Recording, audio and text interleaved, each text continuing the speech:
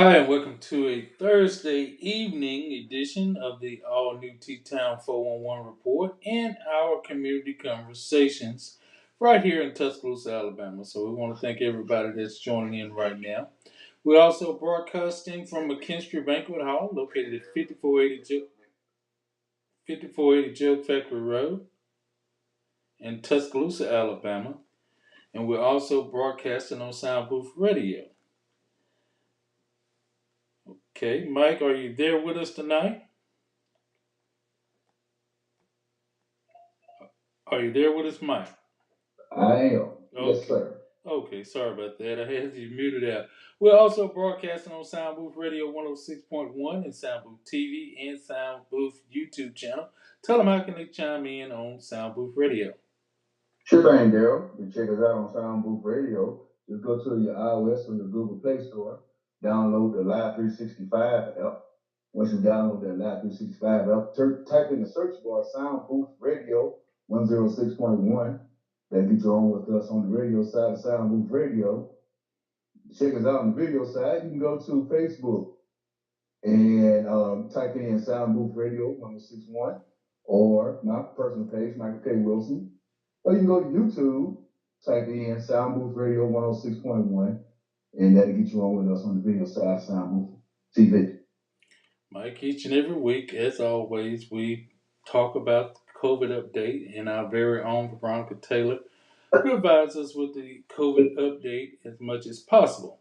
As of on July the 13th at 2:58 p.m., there were 24 inpatients with the DCA system that are positive for COVID-19.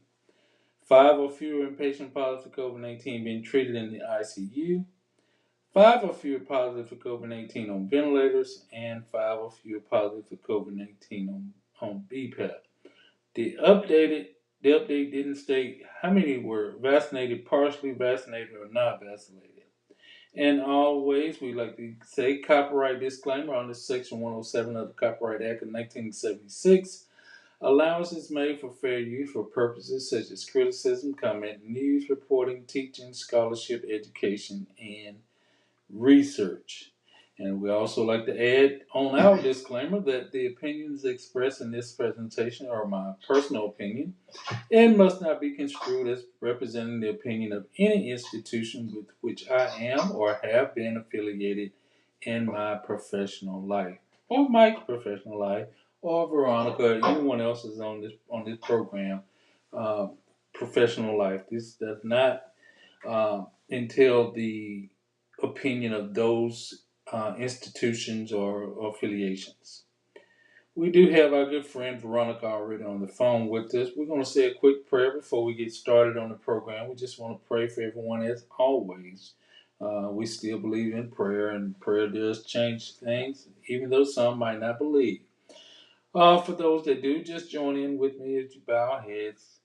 Heavenly Father, thank you for this day. Thank you for this opportunity to come on the airways and share great information throughout this community. Heavenly Father, we want to pray for our presidents, our governors, our pastors, our commissioners, our council people. Heavenly Father, we're still praying for them and their families. We're praying for the people on this program and asking that you wrap your arms around them and protect them and their families, Heavenly Father. We're praying for the bereavement families as of right now. We're asking that you continue to go out and lift them up, Heavenly Father. Let them know that you're in charge and your will has been done. Heavenly Father, we're praying for all the people right now that's in the hospital and sick. We're asking for your healing power. We're asking that you continue to look over those that are in the nursing home, all the essential workers, all the nurses, the doctors, the food dietitians, the laundry department, the housekeeping department, all the receptions, all my good friends, all the essential workers that's in in the hospitals and nursing homes. We're praying for them and that you continue to protect them through this COVID. Heavenly Father, we know this COVID is back among our community. We asking that you continue to watch over them and let them bring them through this COVID epidemic once again. We're praying for all our pastors, Heavenly Father. We ask that you continue to look over each and every congregation throughout this country, throughout this city, throughout this community, Heavenly Father. In your Son, Jesus Christ's name, we pray. Amen. Amen. Amen, man. I tell you, I Amen. just want to say hello to my good friend Marcus McKinney and Patricia Williams. They and all chimed in on the program. All the people that's chiming in with us. Um, we got a good segment of information we got on Tuesday from Miss Jackson, and those that didn't get a chance, you can go back and watch the video and see that we was talking about life insurance, and we got a great deal of information in relation to life insurance, and we will continue to bring you good information relating to those. We talking with an attorney about talking about wills and trust and all other things. We got some guests coming soon on the program, each and every week on the program. And we just want to thank everyone for chiming in. Hey, tell a friend about this program. The good thing about it, yeah, your name will pop up if you're on Facebook. But you know what? So be it. Why are we so afraid to be known that, hey, I'm listening to what Mike and Dara are saying. I'm listening to what this group of people are talking about. They're talking about the truth, the light. They just, are telling the truth. This is nothing to be embarrassed about. You don't have to call in. You don't. But hey, be a part of the conversation. Tell a friend, hey, just all of a sudden you're sitting around the water fountain talking about podcasts.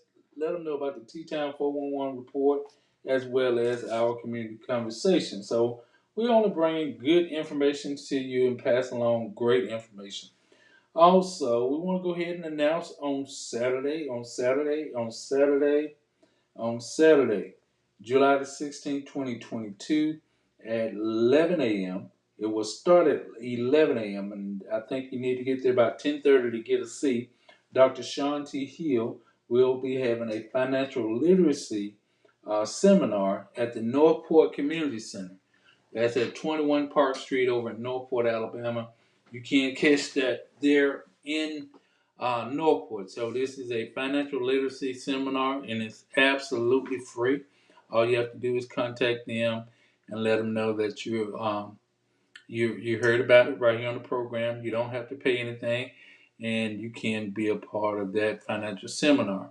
Want to also advise people about the class from 1990 having their first annual fundraiser. They're selling Boston butts for 35 bucks, 35 bucks. And you can call my good friend Val Fowler at 393-5139, 205-393-5139 and order your Boston butt, and they will be ready on July the 23rd in the next couple of weeks. So don't forget about them. Also, if you need insurance, don't forget about my good friend Miss Alicia Jackson. You can contact her at 205-886-1462. 205-886-1462. She will give you some good advice on insurance if you're looking for life insurance. We all need this life insurance policy. Can I say also about her too, Daryl? Because I contacted her. Okay. And when we talk about that insurance agent, they just come to grandma's house and sit down and talk to grandma while they go to their calendar. Right. And that's what kind of agent she is. She gonna sit down and talk to you, go over everything with you, piece by piece. Not gonna tell you which one to get. She gonna just kind of advise you on everything and let you pick out the best that's for you. So she's not doing it just for selling. Like you get some insurance agents that do it for the commission.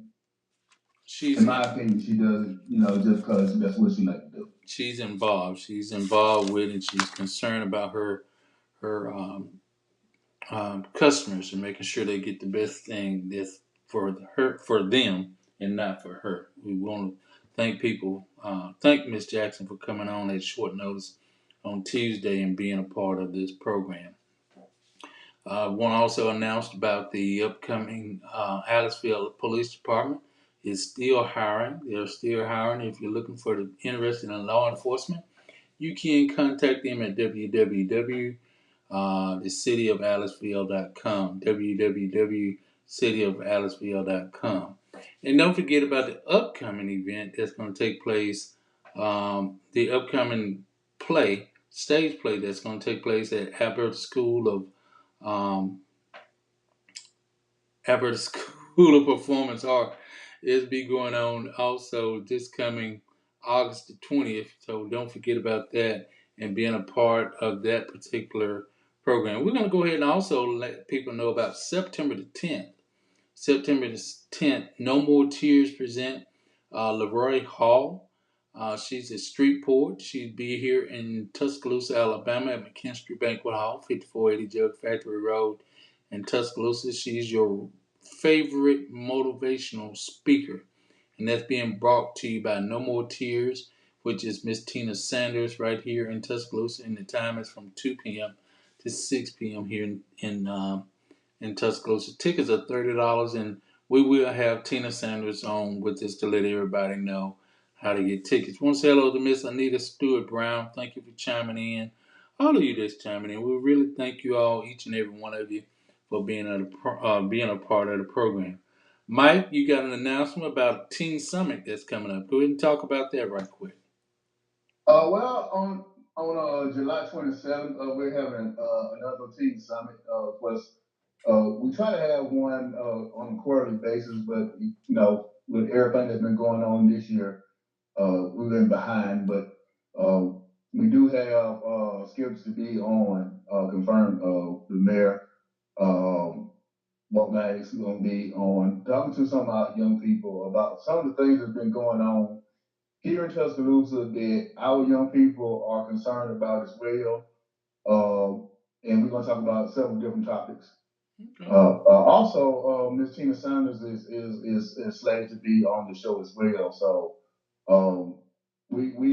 our objective is to not only just talk about these things, but come up with concepts so that we can go ahead on and try to rectify some of the problems. Okay. As always, solution. And that's what we always try to look for here on the program.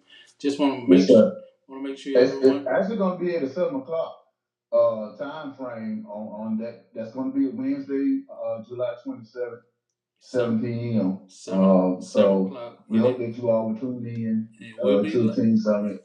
If you have any questions, please feel free to post those questions while we have the mayors here. And maybe y'all have ideas that we don't have, and this is including adults and young people. Well, for one thing, we trying to make Tuscaloosa better all the way around. Well, Mike, as always, we just want to remind people and thank people. If you're not a member of the local chapter of the NAACP in Tuscaloosa, you can join, and you can inbox me, and I'll show you how to become a member of the local chapter of the NAACP here in Tuscaloosa, National Association for the Advancement of Colored People. You can become a member right there here in Tuscaloosa. Let's see, any more announcements? I don't think as of right now. I'm not sure if this Friday they were having anything for the kids at another location.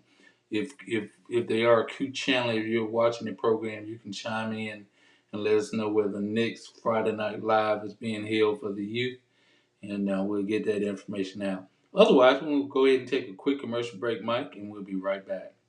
Sounds good. All right. Hello? Hey, Rick. I had to call you to tell you that the food that you brought to the party last night was wonderful. It made me think about my grandmother's cooking. Where did you get that food, brother?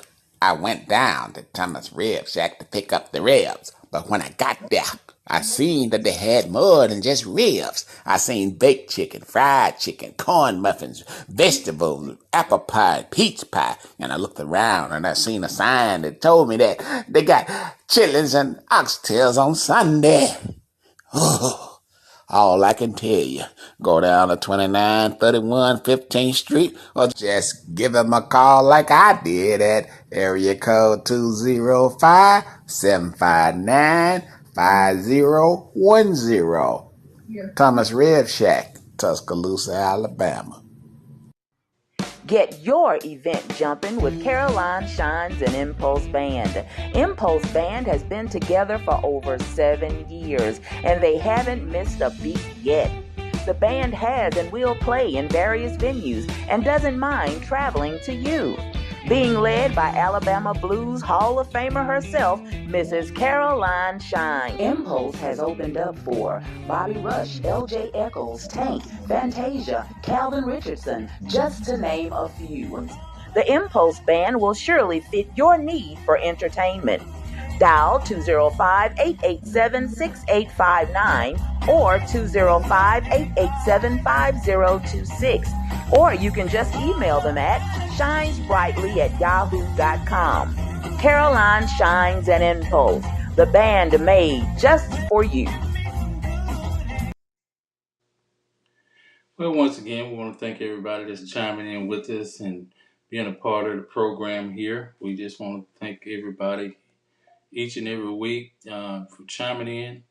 This is a local program that's open to the public, so we just want to thank everybody for chiming in. Veronica, how you doing? Talked to you earlier today. Yes, I'm doing good. I'm doing good. How y'all doing? Okay, good. Yeah, pretty good. Yeah, I'm doing good. Was just bumping and moving around, but I had to after I saw the video, I had seen the reactions earlier, but after you posted, I had to make sure that I did call in Okay. today because it I mean it needs to be discussed. It's a learning tool. Mm-hmm. It's a sad learning tool. Mm-hmm. Um, but I don't know. I just think some people are going to have to speak up for their actions a little bit more than they have been. The more and more things are released. But I do also see where some things people may have thought it was going one way or and it may have been going another.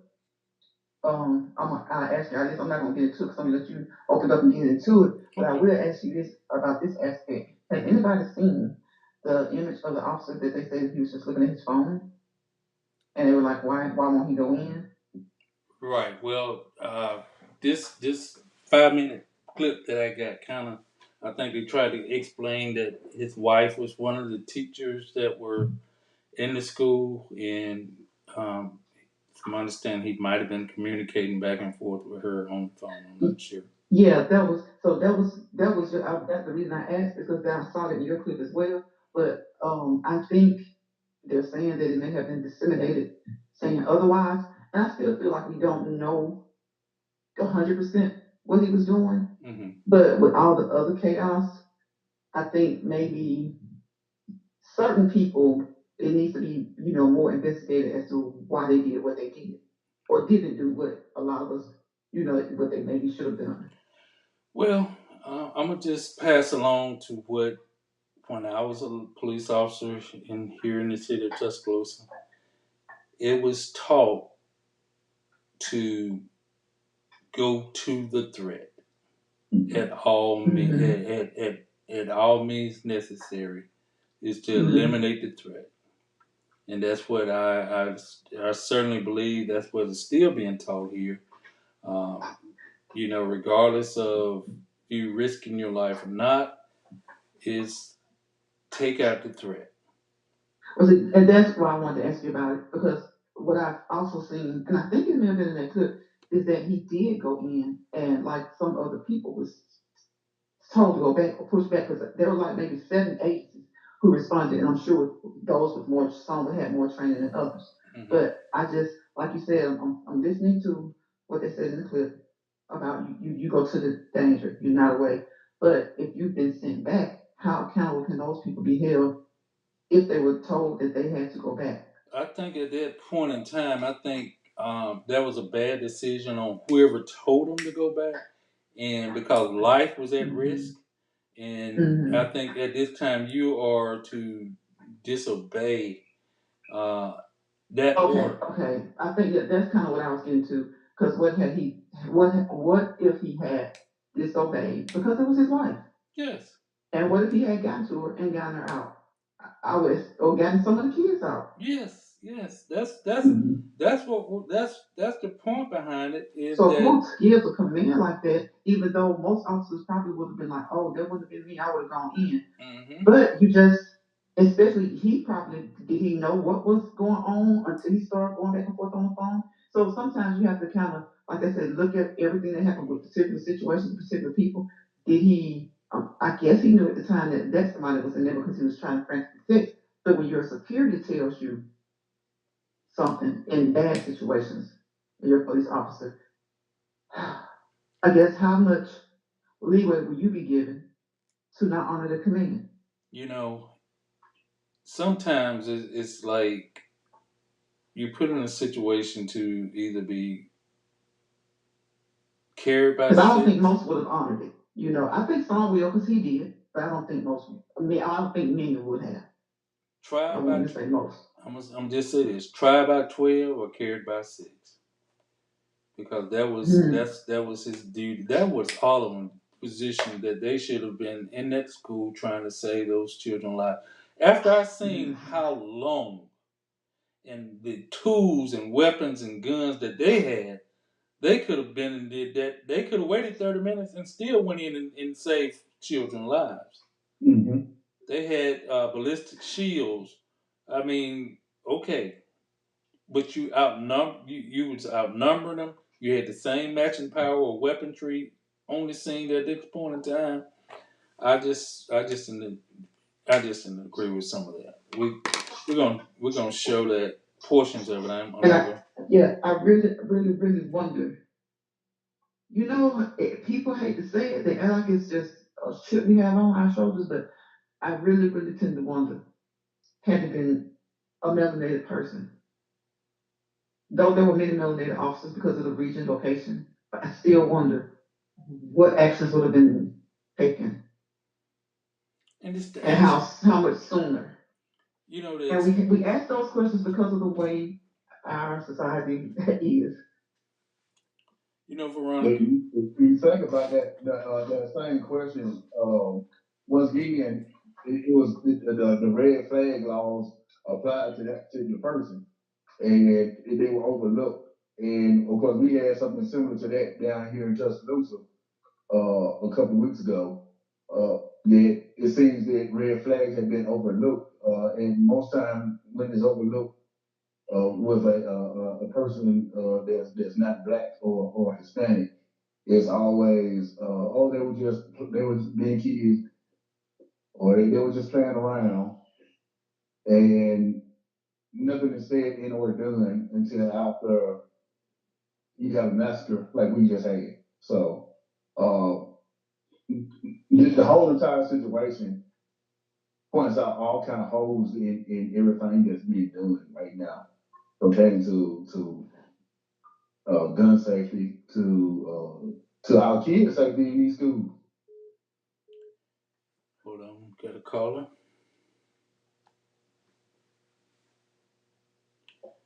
Go ahead, caller. How you doing?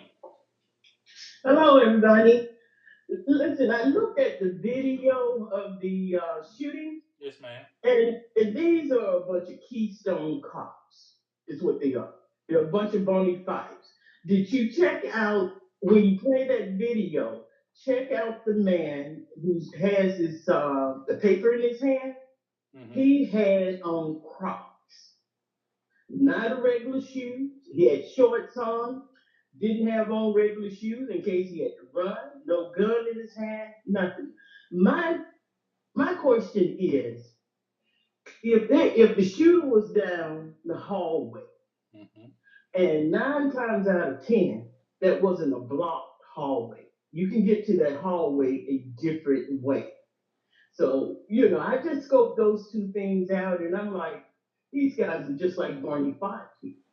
They don't know what to do. They had no training in this, and it probably were just people they just picked up to be policemen if they passed the test. And from the looks of it, some of them looked like they were.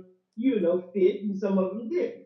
But the man with the paper who's reading out the Klans or trying to find the Klan is the one that really took the cake. He wasn't ready for anything like that. His shoes, his clothing, no gun, nothing. So my thing about it, if there wasn't a dead end on that hallway, as many cops that was there, they should have circled around the other way. But it's really a sad thing. And one other thing that I want to mention is the securing the doors. They said one teacher had gone out of that same door that that guy came in, but she didn't lock it. Mm-hmm. Yeah. And then on top of that, people are asking, what can we do to secure the school, get policemen, not policemen, but having teacher armed and that sort of thing. What about securing these doors? Well, I'm gonna come. I'm gonna talk over the city schools. I can't speak for all these other schools. They are tight ship when it comes to those doors. 8 o'clock come, you 7:55 at the elementary school I was at. If I wasn't at the front door to escort someone in or ask to be escorted in, you weren't getting in until you got buzzed in. City schools has a great, I say, safety procedures in place. They have a lot of safety procedures in place. They have uh, cameras for the person that buzzing the person in that they can see. Um, when I was at the school, immediately after 8 o'clock, I'm walking the building, walking around the outside, making sure all exterior doors at this point are locked, that you cannot get in from the outside to the inside. So, in other words, the only way to get in the school was to be buzzed in from the front.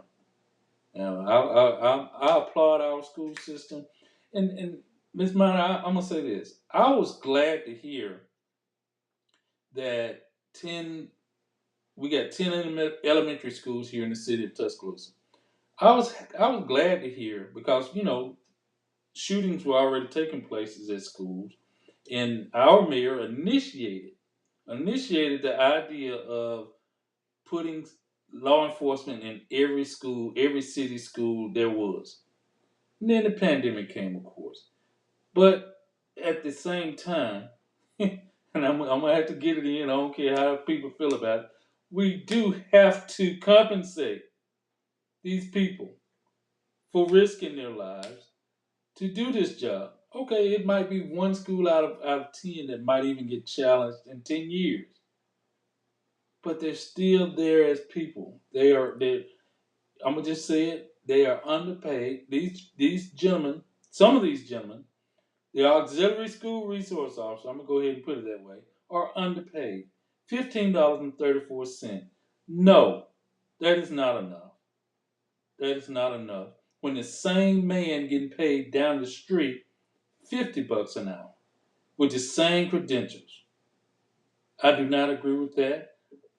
The person that volunteered to come back to risk his life as a auxiliary schools resource officer. Am I saying he should get paid 50? He's worth 50, but he should be paid more than $15.34. Well, the thing about it is, I agree with you to a point, but like I said, the officer now in Tuscaloosa for contract companies or anyone wanting to contract with them, that's $55. But the thing about it is you volunteering or coming there for $15 an hour to guard these children, Mm-hmm. and that's your job. Mm-hmm. What are you playing for? What are you playing around for? You know what I'm saying? Mm-hmm. Regardless, that's your job to guard these children and guard that school. Mm-hmm. I don't care what you make.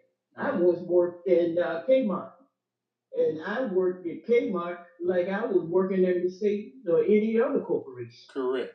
And You and see what I'm saying? so here's the point I want to make about what I was saying. These gentlemen are doing their job. They're dedicated because each and every last one of them that I know are able to just walk away from that position. But they're dedicated regardless of the pay, and I applaud them. I applaud them.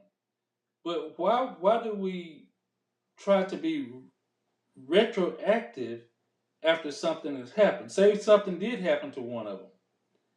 Oh, every council person and mayor and every police department in the world is right there beside your side. Then, oh, we sorry for your loss. Oh, we sorry for your loss. But no one is there in government saying, oh, he should have been compensated a little bit more than that, or his family. Well, here's the deal. When you, there's one thing that I noticed during the COVID with all those plants locking down and that sort of thing, it was a good chance to negotiate your pay. Mm-hmm. So with these officers, these auxiliary officers who are coming in, if they can't get anybody to do it, they got to up the pay. And I don't understand why people don't understand that. Sometimes, just Yes. like you see all these help wanted signs Mm-hmm. all over the place, Mm-hmm. these people are negotiating their salary. And Yes. they're saying, hey, if we don't get paid what we're worth, we're not going to work. And I guarantee you, just like all of these fast food places up that dollar, these people can up the money too. That's If you correct. don't work for them and they need you, they're gonna up the money. So it's really a sad thing. I can't watch it. I'll cry like a baby Yeah. looking at that. But just when you roll that tape, just look at them. Just really check them out, I'm about and to. make sure you look at the one with the paper. Yeah. I mean, it's some crazy things there. I am going to Really. show. I'm going to show portions of it, and we'll watch some of it, and hopefully, you know, I won't try to do the whole 5 minutes, but I'm going to show portions of it in just a moment here on the Mhm. program. Yeah, and one other thing, I do think that the police department needs to be held accountable. I think they need to be sued. That was my next my okay. And here's the question: should they be charged? I don't think they should be charged. I think they just should be sued. They need to pay out some money to each and every one of those kids, teachers, parents, everybody. That was horrific. Okay, let me I just can't believe it. let me bring up something that reason I say is it possibility of being charged. I don't know how it is in Texas, but let's take the lady correction officer that helped the inmate escape. Correct? Mm-hmm. I forgot their names now, but anyway, she got him out of jail, and they end up in what, Indiana, when he got caught and she killed herself. Mhm. They just charged him with murder, and she killed her own self. Well, do we know that? Because I heard that, and I was thinking, well, do they know something they're not telling us? But Well, you go here's the ahead. here's the thing. There's a law in Alabama. For example, me and you go into a and this is true. I know of a situation where two people went in the store, and the gun owner uh, killed one of the robbers, and the other suspect got away. Well, when they caught him, they ended up charging him with the murder of the suspect. Hmm. That's the law here in Alabama. Wow. Wow. It's really something to think about, but I'm pretty sure there is something in the clause in these police department about slacking officers. That guard them against slacking officers per se, but like I say, they are negligent. The police department is negligent. So, like I say, roll the tape. I'll be listening for other comments and stuff, but it's very, very sad. Okay. All right, thanks. All right. Yeah. I'm gonna try to hook this up where we can be a part of that. Watch the video. Let's see if we can get it in here. No, there. As far as the people getting charged, I think one of the biggest things they were talking about was how many Indians they had out there as far as the different law enforcement agencies they had out there. And the question that kept being asked was, at what point have you ever seen local law enforcement supersede federal law enforcement? As I'm not mistaken, FBI was out there, and the ATF was out there. So they took their cues from the local law enforcement, and I found that to be kind of weird also. I always thought that once the federal government came and involved, that they took over the crime scene. Is that not how that goes? I think in this situation, Mike, we would have been okay. I mean, they was on the scene first, and I think they could have initiated the what needed to happen. They could have did that. Yes, sir. Yeah, that's what I'm saying. Like I think that the people in charge should be the ones Make that that decision. receive most of the brunt of any disciplinary action, Mike, any charges or anything. well, the way I see it, if you would have, if they would have been doing the training process that we were said to take, and that is to eliminate the threat, you wouldn't have had time to think about who's coming, the state, the federal, and all that. Now, if it would have been a hostage negotiation situation where, okay, he got the classroom, but no one has been killed or no one's been shot. It's just been known that he want to make a statement and he want to talk to someone of authority. I think you got a barricade situation and a mass shooting situation, kind of, and I guess different. Barricade situation, okay, let's negotiate. Yeah, you got people, you got no good negotiators on the phone with him. You got people talking. You got people wants to try to resolve this situation without it getting out of hand the way it was. But with this being said, I think we're at that point. I don't think they was established. That was I think it was a mass shooting. Anytime you get a shooting of that nature, then you ain't got really a whole lot of time. Let's just, I'm using myself for an example.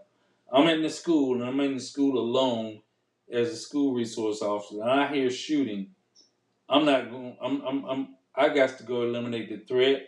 The school is on lockdown. I'm communicating, but I'm still going to this threat. You understand? I ain't got time to be talking. Hey, wait till the FBI get here. No, it's time to either protect the children, what's going on, and if it means, hey, this officer get fired for disobeying the order, so be it. But I doubt if he's gonna get fired because he did what he was doing, what he was trained to do, and that was eliminate the target or attempting to eliminate the target. That's how I see it. I'm trying to get this. Yeah. Trying to get the video up for us right quick. We got Kai Porter on the phone with us. Go ahead, Kai. You got something you want to say? Yeah, yes, this was a tragedy. I saw on the news the footage from the school camera of them waiting while it was happening. The young man walking down the hallway, they approached the room, but then turned around and repositioned themselves. I'm like, while he was firing. Now it made me think about you should. I don't know if you should remember this, Daryl. It was the late 90s. It might have been between 97, 98, 99. And it was Southwind. I forgot the name of what they call it now. A young lady was married, married or whatever, and her husband came home and He began to beat on her. He ended up killing her.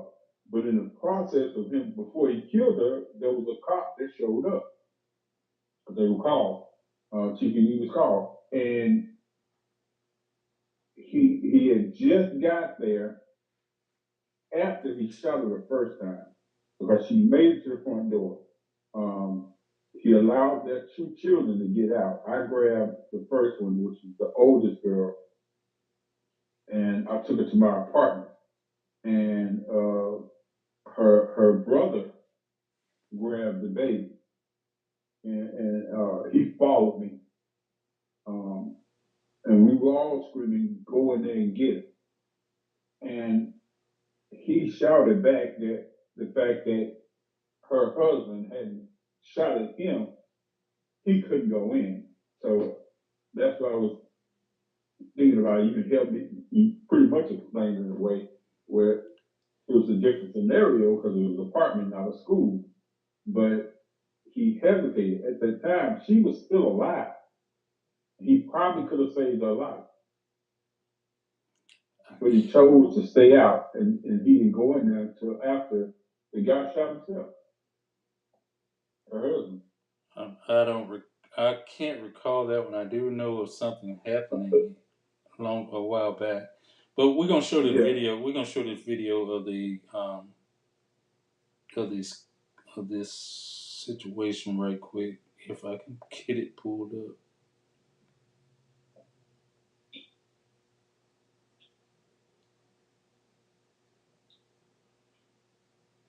Well, don't want that right. That's technology. Yeah, when you don't use it sometime. Let's see. We get it. Here we go.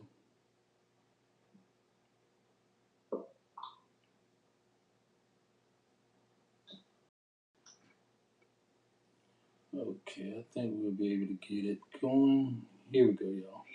Is going to be shown in Uvalde and then released publicly this coming Sunday. No state law has prevented the release of that video. Our partners at KVUE TV in Austin have obtained a copy of that video now, and after thorough editorial discussion, we have decided to show portions of that video because this public record helps all of us to understand what exactly happened inside Robb Elementary School that day. It provides more context, but of course not all context. The video, we should say here, is difficult to watch, obviously, especially knowing what happened that day. You will see the influx of law enforcement officers into the school, which should have enabled quicker action. You will also hear some of the shots fired by the gunman. But we have taken very careful steps here not to show any especially graphic images. Though it hasn't been released to the victims' families yet, the transparency and the accountability that this video provides weighs heavily in favor of showing it to you now. Our Ariel Placencia is joining us now this afternoon to walk us through what this video shows and what it means for the investigation. Ariel? Yeah, Jason, we believe this video will provide transparency and more insight into what happened that day. This evening, we are going to play 4 clips of video, and we want to be clear, the video has been edited, so you will not hear screaming from the classrooms. You will not see any injured children. You will, however, hear gunshots. Now, this first video is one of the toughest to watch. You're about to see an elementary school student, but this student is not physically harmed.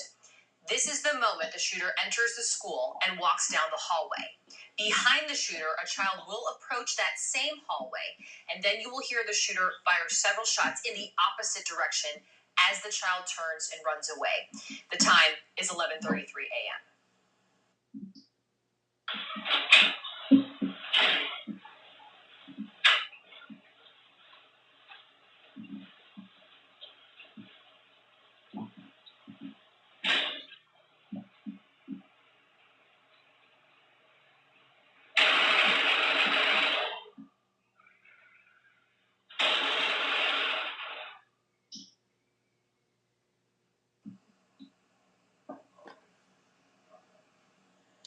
Now, this next video begins roughly 3 minutes after what you just saw. You will not see the shooter It's just as officers arrive with at least one rifle and try to confront the shooter. You will see them come into the frame at 11:36 a.m., but they will retreat back to the end of the hallway after hearing gunfire, and they will stay there for the next 45 minutes.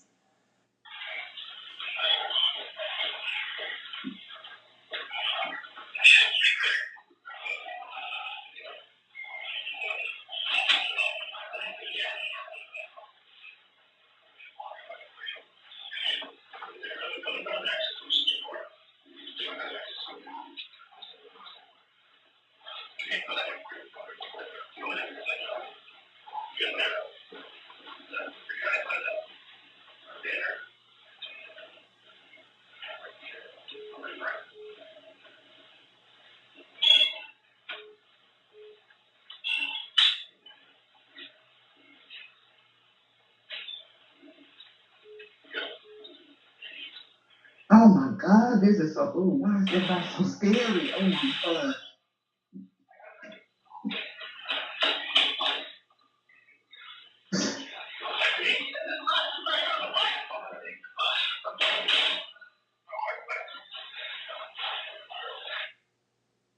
Now, this video is a time lapse of a 45-minute clip from 11:37 a.m. to 12:22 p.m. real time.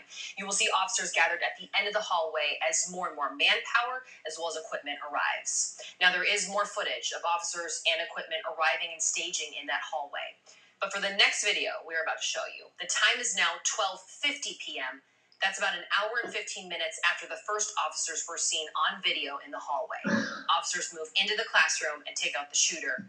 And in this video, you can see just how many officers there are in the hallway when the gunman is taken down.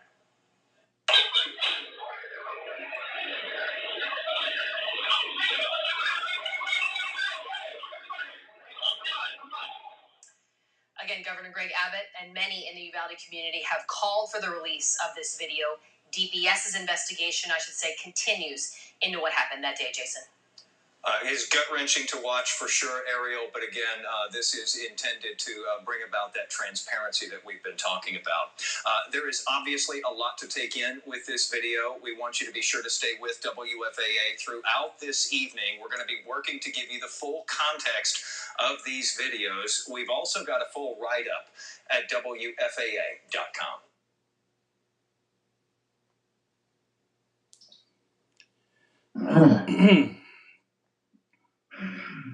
Mind-boggling. Mind-boggling. Like Veronica said during that clip, they seem to be so scared over that one guy with his, with his firepower, and they all had firepower also. Just the fact that we talking about somebody sitting in the hallway, just kind of sitting around waiting for 45 minutes. In other situations where they fear, they pull their weapons. Where they fear. If you're gonna call it like it is, once again, if they had medicine in their system, would that have been the case? Would they have rushed in, or would they have set back? Because young black men and women have been shot for this. For not even having a weapon, just looking like you have a weapon, and I fear for my life. And you got multiple officers there that could have been taking out this threat to all these kids who absolutely positively had no way of protecting themselves from him. Due to the tensions. I saw a clip of a teacher that was actually a survivor from the school. The shooter tried to make him flinch so he can kill him, is what he said. And he did everything from pouring water on him and to smearing blood on him. He was shot in the arm. So this guy was completely dangerous to everybody inside the school and the people that you were looking to help serve and protect you. they almost like they having a cigarette break or a donut break at the end of the hall. And then it's like Vera said, you know, sometimes you have to disobey certain commands. But just like after he was taken down, you had an officer telling officers to stay back. But when there's one person in a traffic violation, they follow on. You have officers telling people to stand back. And then it's like, okay, maybe some of them were truly afraid to proceed if they were going to be the only one proceeding. I mean, we are still all human. You got this backup, but you're the only one proceeding. So this right here, they just need to be revamped. Their whole, and not just the local, because there was more than just the local. Well, I won't say the other ones do, because it looked like when those other units got there, that's when something happened. But that local and whoever else was there within them 45 minutes, maybe they need to be working somewhere else. It's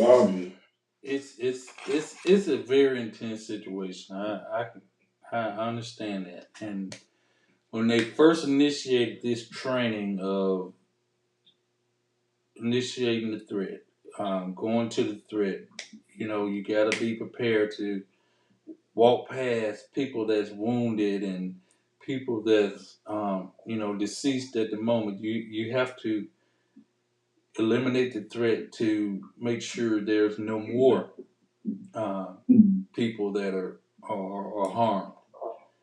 And when they first introduced this idea, it makes you think, you to say, you crazy, you know, all that. I ain't finna go down there and this man got an automatic weapon and I just got a 9mm or 45. That's the mindset you have before the training. But after you go through the training and you have a sense of concern and commitment and dedication to um, the lives of the children, the school kids, and all of that, then you have to put up you have to put on your big boy shorts and say, this is my job. This is the risk that I'm taking. This is the opportunity that I signed up for to do what I have to do to save someone, regardless of the outcome. Pooh Ray say, think of think of it like this: long hallway, and you have had to turn a corner to get to the shooter. They couldn't. They could have been picked off one by one. The shooter was in the best position, and the policeman wasn't.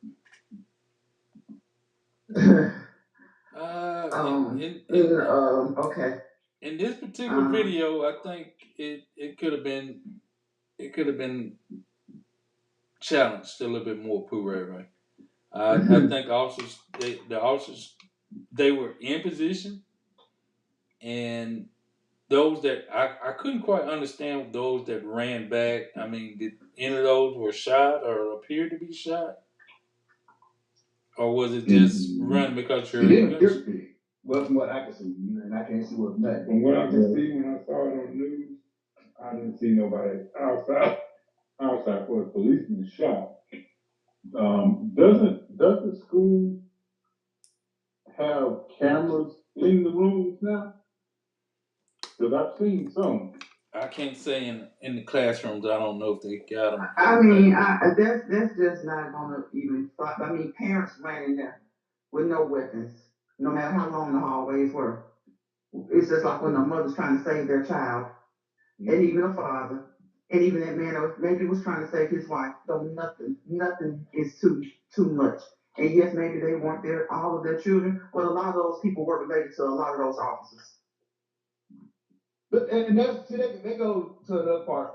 Like if the parents let them run up in there trying to save their own kids, it seems like the police officer been trying to stop, you know, like, hey, okay, we got the situation under control or whatever, even though that wasn't a lie. But and even though they did stop some of them, Mike, but some of them broke loose anyway. You remember they even handcuffed one woman for going to get her kids, trying to go get her kids.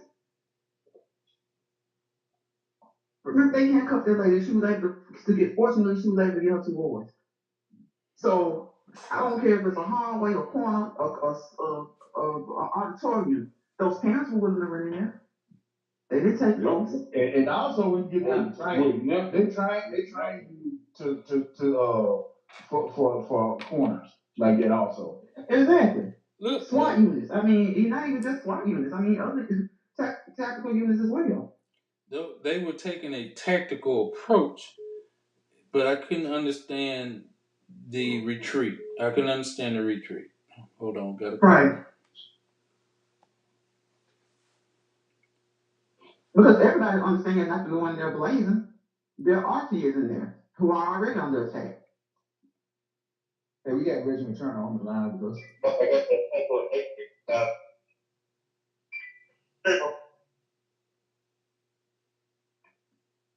Hello? His connection. Yo. Hello? Hey, how you doing this evening? Great. Good. Yeah, I hear y'all talking about the school shooting. I watched the video as well, and I'm not gonna be the one that coach from the couch, because I see that in a situation like that you have to have training, and I don't know what type of training those officers had, but if you didn't have the correct training, when you hear those bullets start flying, you will retreat. So I don't know what type of training they had, so I'm not going to say what they should have done and what they could have done, because I don't know. Because I have never been in that situation. But I know one thing: you have to be trained to go in there and take out somebody like that, and you have to know what to do, when to do it, and how to do it. Else you just end up getting yourself killed. So I know they should have went in, but you need to be trained in that situation. Like I said, I don't know what type of training they had, but I'm sure after watching that video, they will come up with some more training to apprehend someone like that. If that ever happen again, God forbid, I hope it doesn't happen again. From a parent standpoint, Mr. Turner, unfortunately, life was already lost. Yes, sir. Terrible. And just say if it was one of yours, right, trained or untrained, would you make the ultimate goal to sacrifice to just at least try to save those that were there? True. Yes, sir. Yes, sir. Okay. You're right. And that's but I just seem like to me though, to me now, it seemed like those officers was scared. That's the word to use. That's exactly what it looked like. That's the word. That's just the word to use. That's just the word to use. Yeah, it looked like fear. It looked like fear set in. When I don't care what you do, if fear set in, you gonna retreat. But that's what we just said. We're all doing. Let's just go call it what it is. You're right. But can I say something? Go ahead, Jess. How's everybody doing? Good, Jess. You know, Great. I know the gentleman mentioned training. My understanding, all these officers have been trained. You know, they have been putting in a lot of training since Columbine. A lot of training for these situations have already been put in place in these police departments. So yeah, they've been trained. It's they failed those kids and those teachers. They failed them, period. Yes, sir. So, but the thing about it, yeah, when you hear bullets, yes, as a citizen, yes, probably I would want to retreat as a citizen. But they're not citizens. They are police officers. They aren't trained to retreat. They're supposed to be trained to go in and take care of that situation. So we can't offer up excuses to try to determine what how they felt at that moment. No, you're trained to go in and take control of those situations. You don't your job doesn't give you the luxury to sit back and let me think about it. No, you're supposed to have reaction in mind when you get there. You're supposed to be proactively thinking. I feel as a police officer, when you get there in those situations, because lives on the line, lives are lost. So you supposed to go and your training should kick in. Yes, Like sir. a lot of, Yes, sir. like a school teacher, when she goes in the classroom and the class is a little bit, out of order, her training kicks in, or his training kicks in on how to get them back in focus immediately, because that's her job. So we can't offer up excuses and say, well, they were afraid. Oh, yeah, you were afraid. Your adrenaline probably should have kicked in, and you should have done your job and your duty. Period. So I can't sit here and say, yeah, they was afraid, they wanted to. No. Bullets flying and everything. I'm a police officer. I took an oath to protect and serve. I'm going in. And that's it. I agree with you wholeheartedly. Civil service people, they take these, they get trained to be in high pressure situations. And I'm talking about police officers. I'm talking about emergency medical people. We're talking about fire people. If there was a fire going on right now, a firefighter is not going to look at the fire and say, it's too hot. It's too hot. They say, well, should we go inside? Yeah, they can't do that. Into the building. They're going in there. Yeah, that's part of the training. That's what That's why when they fear in some situations, they blazing. But other situations, these kids and teachers, a one-man army, they were too afraid, and the training was either lacking or they were too afraid. Because like Darrell has constantly said, you go to the threat. And he didn't say what level, he just said as an officer. So if they didn't go to the threat, then they fail, period. It ain't about the training at this point, it's about the person. So the person that's in that position is not the right person to be in that position. I've been saying this for a long time. Not every police officer is a police officer material. You have to be police officer material for this. It's like not every nurse is meant to be a nurse. If you're not a people person or extremely compassionate type of person, you don't need to be a nurse. That's just me. I've been in a hospital. I'm just speaking on that. The nurses are there to give comfort and care. There are some nurses come in your room and they got attitude. I've been there. And I know what? I've excused that nurse immediately. Don't come here, excuse me, that she's not to come back in here. Not her.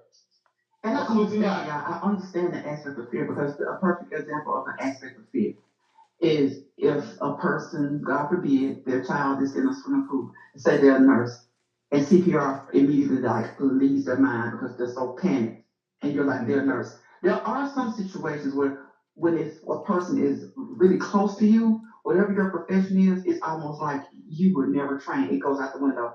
But my thing is, with this situation, there were so many.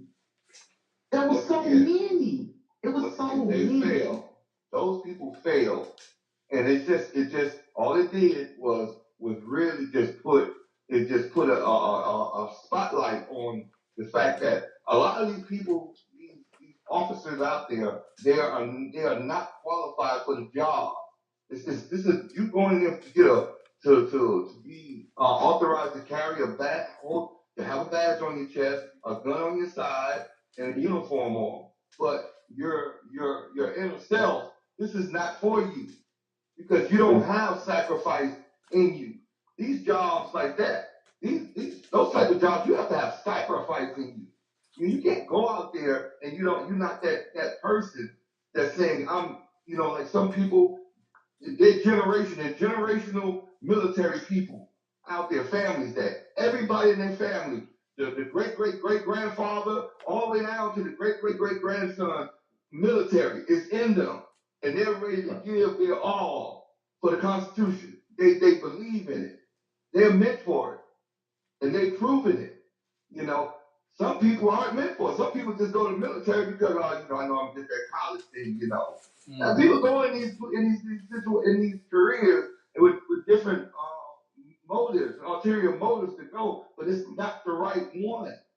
Some jobs, you have to be cut out for it. You just can't qualify for it because on paper, you have to qualify for it within you. That's what it's about. You don't go in professions like law enforcement, nursing, and things of that nature that you have to be caring and committed to those jobs.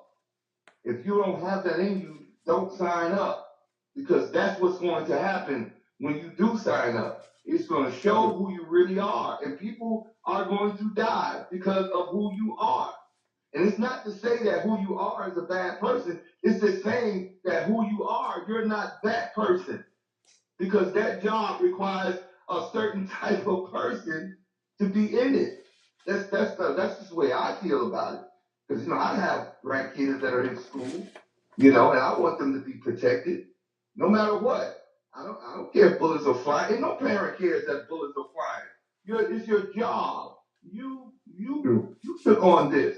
Don't come in there and you want to take on the job for prestige or the look, to gain some sort of respect that you never had in life. No, that's not what it's for. It's for people that are committed and dedicated to it, and they are willing to serve and protect any and everybody and put their lives on the line when it matters. That's who needs to be in position. How they get to that, I don't know how they screen to get to those type of people, but there are a lot of instances, I'm sure, in the police department that it shows who aren't. There are things that take place that shows other officers that this guy right here just ain't for it. Because we all know who's that guy we want to go down the alley with that we're standing next to. I know people that where I've grown up, I don't want to go down the dark alley with him. No, no, but him, yes. Him, oh no. Yeah, we cool, but no. We're not gonna get caught off guard because I know his heart. I know his heart is. It ain't there. So let's stop fooling ourselves. Do a better job in screening these police officers. I don't know what type of stressful training that you can put them through that it'll acknowledge. Look at Navy SEAL. Navy SEAL, you go through to be a Navy SEAL, they put you through some training that, you'll ring a bell to get up out of there. Exactly. They better start doing that just about to these police officers that they're hiring. Put a bell up there. Let's see. We're going to see where he at. Let's see. Not sign this. You sign this, your line on this dotted line, and you sign your line on that line. Okay, we're gonna issue your firearm, we're gonna issue your badge. Okay, we'll see you tomorrow morning. No. Just because you ran 2 or 3 miles and no. I need some stress testing. I need to test your gut. That's what that job should require. I think the qualifications to become a police officer is lame to me. Because a lot of people that are on there, they wouldn't pass, they wouldn't make it in the first day in a SEAL training.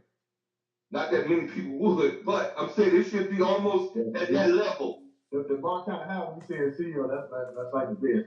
When you talking about just an actual police officer, we talk about what Derek, you said the training course for being a police officer 6 weeks. It was at one point in time. Now it's probably like 8 to 12 weeks.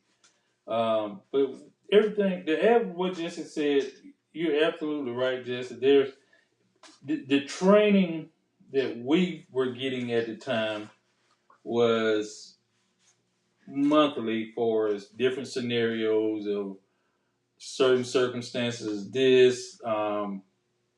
Different things dealing with hostile situations. I'll just put it that way. At some point, as you said earlier, you say, "Oh, I don't want to go in nowhere with this particular guy because he looks scary," or I've seen him flinch.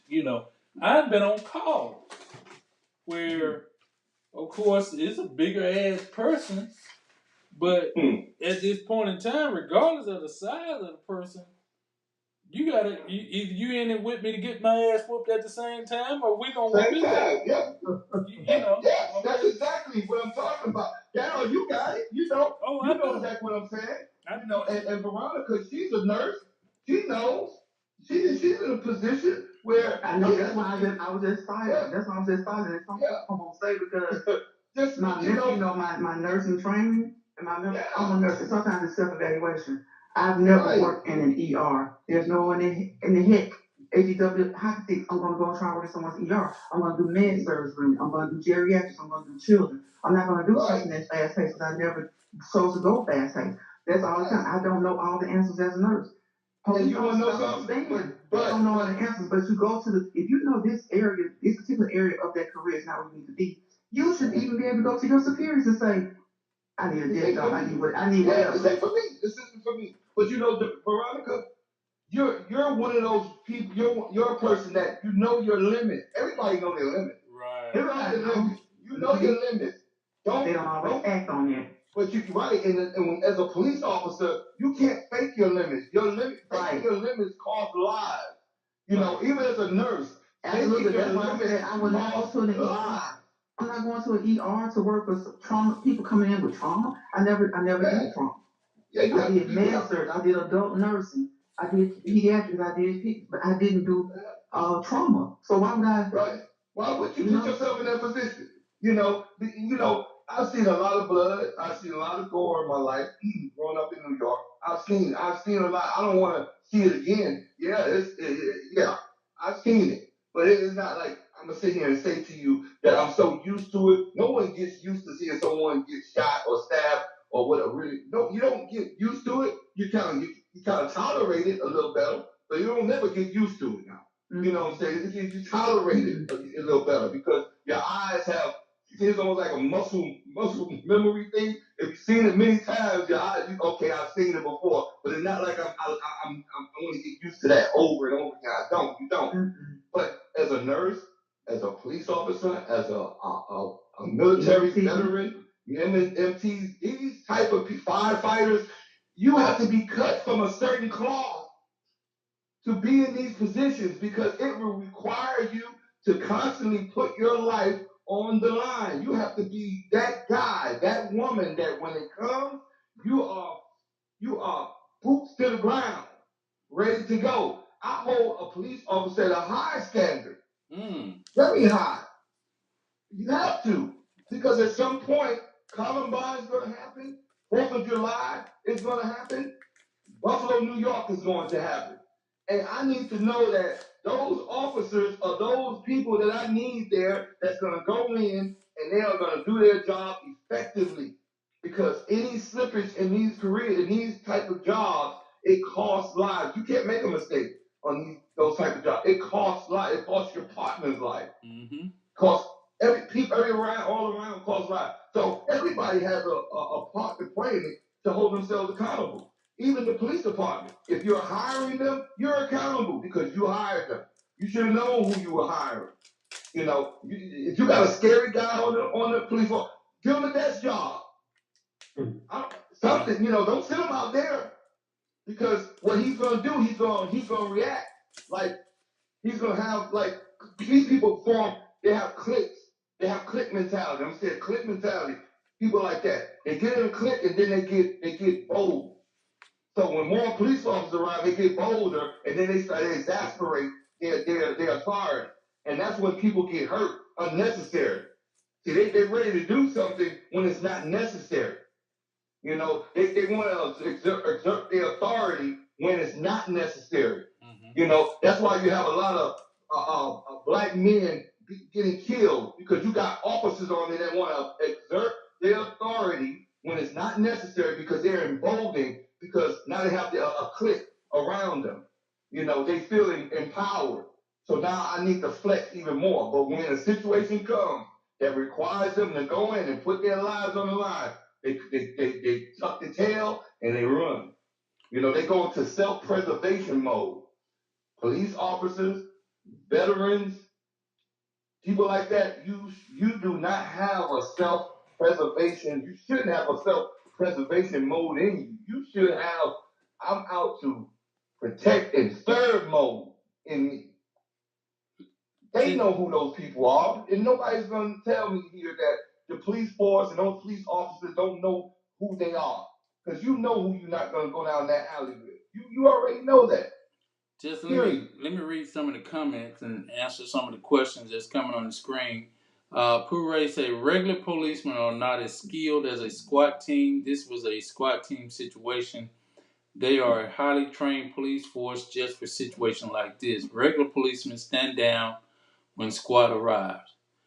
Mm-hmm. No, Honestly, no, no, no, no, oh, hold, no, hold on, no, no, no, no, no, no. hold on, Jeff. It's bad up, Let me just say this. There again, this is a scenario of life being taken at the time. You're there. right? If and everybody knows it takes squat an hour to an hour and 15 minutes to get their gear To get there. to get there. Okay, So Jackie, I'm sorry, Daryl, Jackie says she can't hear anymore. So can somebody else ask someone else in the chat, can they hear? let me see. I'm still Yeah, showing you. I hear. I can hear. I can hear. Let me check. Yeah, I it's tried to still see my on. device down. Let me check. It's still on. Yeah. Um.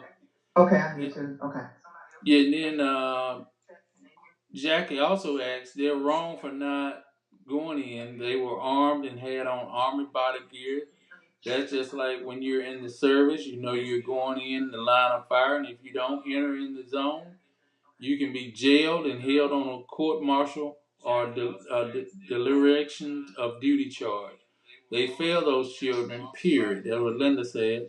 And Jackie also asked, there was police training anything like the training we received in basic training? Portions are and portions are not. The military training is a little bit way more intense. This is more book book some physical, but more book oriented. And let's see, yeah, okay. Gerald Harris said I can hear, and I just see. I think they just to sum it up what Justice said, they failed. And to think about it, and with this video evidence showing that they neglected their idea. I understand what Pooray under a circumstance of, like I said, a barricade negotiation situation, hostage negotiation, compared to this as a mass shooting. You don't have the time to wait on all the team members to get to a scenario call when there's a mass shooting of this nature or this magnitude going on. Yeah. It's unqualified. I think the police officers at that point, at that level, use the level of survival to take out the threat. I mean, that's what we train here at the police department. We train, if you first officer on the scene, you hear shots, you go into those shots. You go into that threat. Now, Right. if anything changed other than that right now, I don't know. But my initial training, you hear shots, you go to the threat. You go through it. You go through the threat. You go to But the you threat. know, yeah, Daryl, it's like you said, and then as far with the SWAT situation, yeah, SWAT, like I said, it takes SWAT a while to get there, and SWAT is normally there when the hostage situation has been already been set up, and it's been some time went by. Now they try, because the police can't get in, and they're barricaded. They're just looking for an opportunity. SWAT. Mm-hmm. My understanding, SWAT looks for an opportunity to take someone out when they get there. They aren't there to how you say to Negotiate. do what the police do. The police are there as soon as they get there, react and take control of the situation. SWAT comes in after the situation has gotten under control the best as the police force can, and they're waiting for an opportunity. They're waiting for an opportunity. The police are there to take action, to do your job, or get out of it. SWAT is one thing, police force is another thing. Everybody has different training, yes. But one thing for sure, each one of them's job is not to have self-preservation in mind. It's always supposed to be protecting and serving the public. You know, heck, I didn't become a police officer. Why? Because it was not for me. You know, no, it's not for me. There, being that is such a small town. I think we talked about this before. When we talk about people who talk people down or cite people, like we talked about the incident at the Alabama bank. So even within small, like Jesse said, sometimes the tactical unit takes certain tactical units or certain special units take them in to get there. But even within the local police force, aren't they still specially trained to some degree for these situations, so that they can at least have some type of first response before Exactly. have your hands need to come? Exactly. That's what I'm saying. That's Yeah, that yeah. you get to that So, scene and you're the only person.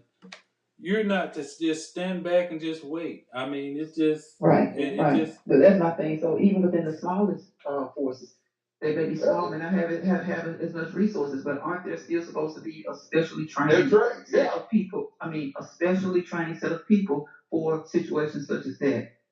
I mean, my understanding too, Dal, is as I was saying, across the nation, ever since Columbine, they've all been trained for this. They do it every year, like maybe three times. I don't know how many times a year, but they do this training every year for these mass shooting situations. it should have been. So It should have been. these police officers are trained. So enough with us giving excuses about training, because training is no. You've been trained. The problem is you failed in every aspect of it. You know, and just as I was saying, how some police officers they overreact to certain situations. I was watching a video where this couple in an IHOP. I don't know if you guys saw it. White officers respond. The waiter or whoever, the manager of the IHOP, was tripping on this black couple about pancakes and what type of meat they wanted with their pancakes, and just started disrespecting the man's wife. You know, so the brother stands up. You're not gonna be like talking to my wife or disrespecting, yelling, having your voice up. So they call the police. These police, this guy, the IHOP starts, even the customers were saying that the manager there was the problem. They went at this brother, right? Because he's a big brother, solid guy. You know, he wasn't having it. He was standing up like, well, why are you telling me to calm down? Now they focused on telling him to stop yelling. Meanwhile, he wasn't even yelling. They're so focused on him and not the manager, they take this man down for no reason and they tase him. This is the thing I'm talking about. Oh, you got this type of reaction for this unnecessary situation. Not only that, you got the man on the ground, and one of the officers literally punching him in the face. Now, why are you even punching him in the face? So that tells me that showed me his character. Oh, he was one of those weak guys in high school. And he was weak. You know, now he got his buddies around him. He's feeling empowered. These guys, they get empowered in certain situations. Then they duck and tuck their tails when it really matters, because they aren't who they really are. They are who they know they are, but they aren't who we think they are.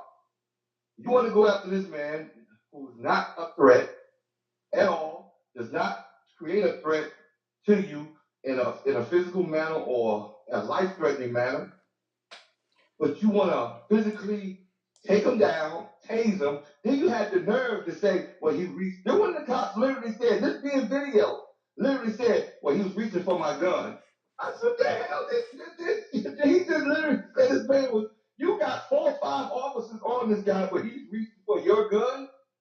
All he got time to do is duck and protect himself. But this is what I'm talking about. These are the police officers that are on these forces.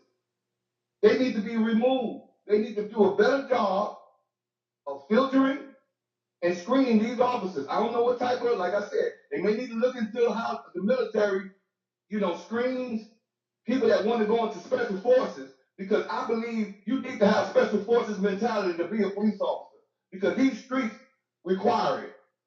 They need special forces mentality. They need a sacrifice mentality on them because it's required. We all know that. Down, you know, Down, it's required. Mm-hmm. You have to be in sacrifice mode. When you go out there, when you put that badge on and that gun around you and that hat on, that uniform on, you should switch over from family man, a friend, to protector and server. You're right. You're absolutely right. It's regardless of the pay, regardless of the circumstance, regardless of the weather, regardless of how you feel about a certain race, person, or place, you become that person now that you're making the ultimate sacrifice of I'm here to protect and serve my community or this community. I am here. I am not to instigate or neglect my duties as a person and violate people's civil rights and intentionally do people wrong. If those are the right, if those are the type of people or mentality you have, this job is not for you. I applaud people that turn in their badges. I applaud people that turn in their badges and say the word, this is not the kind of work for me. It's not for everybody. And I always say this, Jess, and I don't know what it is. I always say police officers are has a mental problem because you're making the ultimate sacrifice of saying, I'm willing to take a bullet for another person. Absolutely. Who does that? Absolutely. Same thing with military.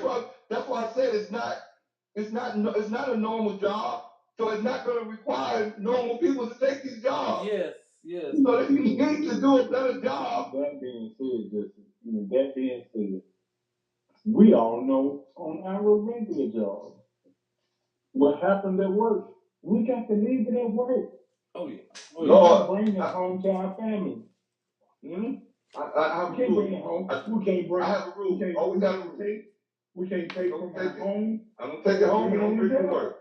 I don't bring it from the job home. I don't do that. You separate it. Like you have to be separated. And some people ain't able to do that. And I'm gonna give y'all an example. Some people join the Army, some people join the Navy, some people join the Air Force, some join the Marines. And when you join any of those in the Coast Guard, any branch of the military, you already know who's land, who's air, who's water, and who's first to go. And so when you join any particular branch of the military, I'll be the first one to say, hey, the Marines ain't for me. You know what I'm saying? Ain't no need of me being a Marine, knowing that I'm not willing to be the first one out. You're the first one out there. So you are the sacrificial lamb for the military. You go out there to find out what the forces really have. Yes. Then the army comes in after the military to create wreak havoc. The army comes in and what they do, they set up shop. Yes. Navy. And contain it. Navy. I joined the Navy because I seen that was something that was for me. I didn't have a problem with the ocean or being the transport to get the Marines to where they had to go. I didn't have a problem with it. Thank God I didn't ever get a chance to have to really go under no deep water. I mean, the ocean is deep and wide. But I'm just saying, at the same time, out of the branches, that was the branch that was for me. I didn't see the Marines being for me. Back in the day, the Marines boot camp was, ugh. Yeah. You know what I'm saying? It was the ugh. And you ain't gonna be in there and be no pet. You ain't gonna be no pet baby in the Marine. Air Force, okay, I could have did the Air Force. I think I could have did the Air Force. Air Force was they laid back. I dated Air Force, and I'm telling you, that was the best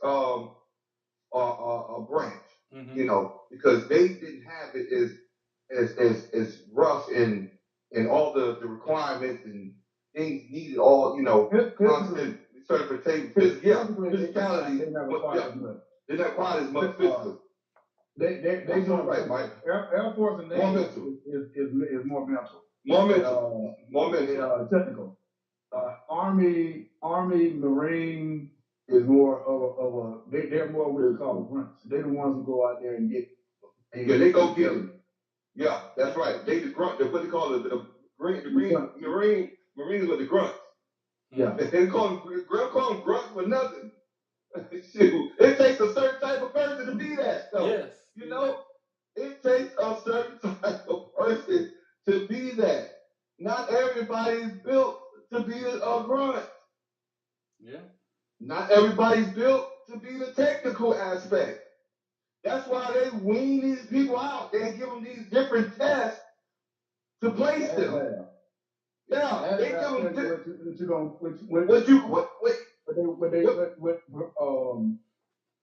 what you're geared toward. You gonna take an ASVAB test, and you score like I think a 50 on the ASVAB test. Technically, you can get any job in the military. Right. But they're gonna look more towards you being infantry or something like that, cavalry. You start getting into the 60s and 70s, then they gonna be looking toward making engineers and stuff like that. So. Yes. The thing about it, like you said, if you score low, they're looking at you to be an infantry. That's why they send you to boot camp. They send you to boot camp, but they finna wean all that civilian out of you in boot camp. And they finna put you through a physical, gauntlet. I think the thing about it though is, and the thing we got on the military part of it is because I've heard it said on more than one occasion that the police force is the biggest military branch there is. And so, with that being said, you'll think that they should be more stringent when it comes down to picking the officers that's going to be in the police force. And we were talking about 6 to 12 weeks now for training to be a police officer, and still, even with being 12 weeks, we get a lot of people that slip through the cracks. That we have a situation like this happening in Uvalde, Texas. And we're gonna sit here and wait until somebody give us the order to go and do what we need to do, instead of us taking the initiative to go and do what we've been supposedly been training to do, and that's going and assess the threat and take out the threat to save the lives of the people that were in their classrooms, that were in their schools. So, had that been a military branch, which we have had that same type of problem, I think not. And if the police force is supposed to be one of the biggest military branches it is in the world, why are they lacking? If that's the right term to use. I think I found the video. You know what? Then we get back into Jesse was talking about. What the police need, because there has been a debate in the atmosphere right now. I think I found the video. Jesse was talking about. If y'all want to see it, it's an incident that took place. I think this must have been 3 years ago. But we can show it though.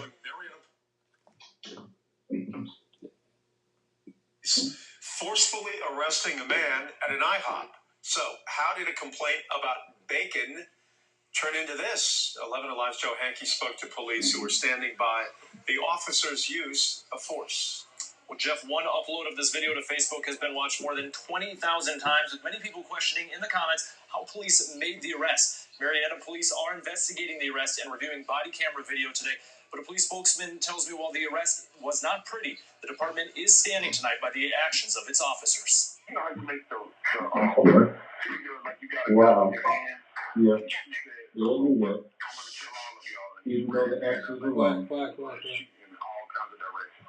That 911 call led Marietta police to this IHOP on Cobb Parkway around 1:30 a.m. on Sunday. Cell phone video shared on Facebook shows what happened next when police arrived. Officers began talking with Renardo Lewis. Community activist Gerald Rose says he talked with Marietta police today about the video. He is calling for body camera video to be released to show a fuller picture of what happened. We don't want to go off emotion, we want to go off facts, but we did see this video, and I'm very concerned right now on the video that we're seeing right now.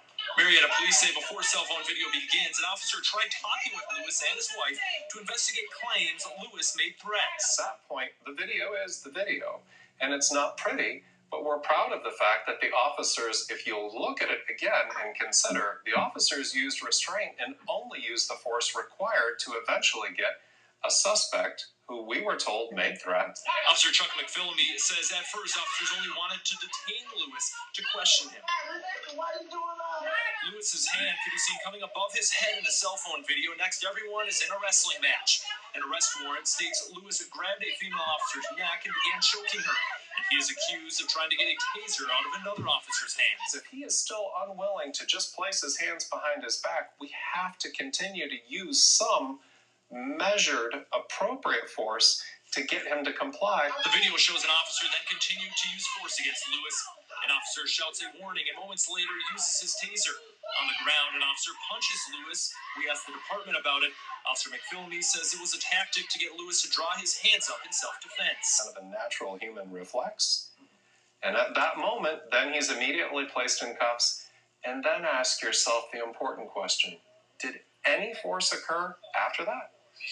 Lewis is being charged with assaulting an officer, obstruction, and public drunkenness. I'm told body camera from the incident is being reviewed by Marietta police, but there is no timetable for it to be released. Lewis is still being investigated for claims he made threats, and video could be kept as evidence for that investigation or the charges he already faces. Jennifer?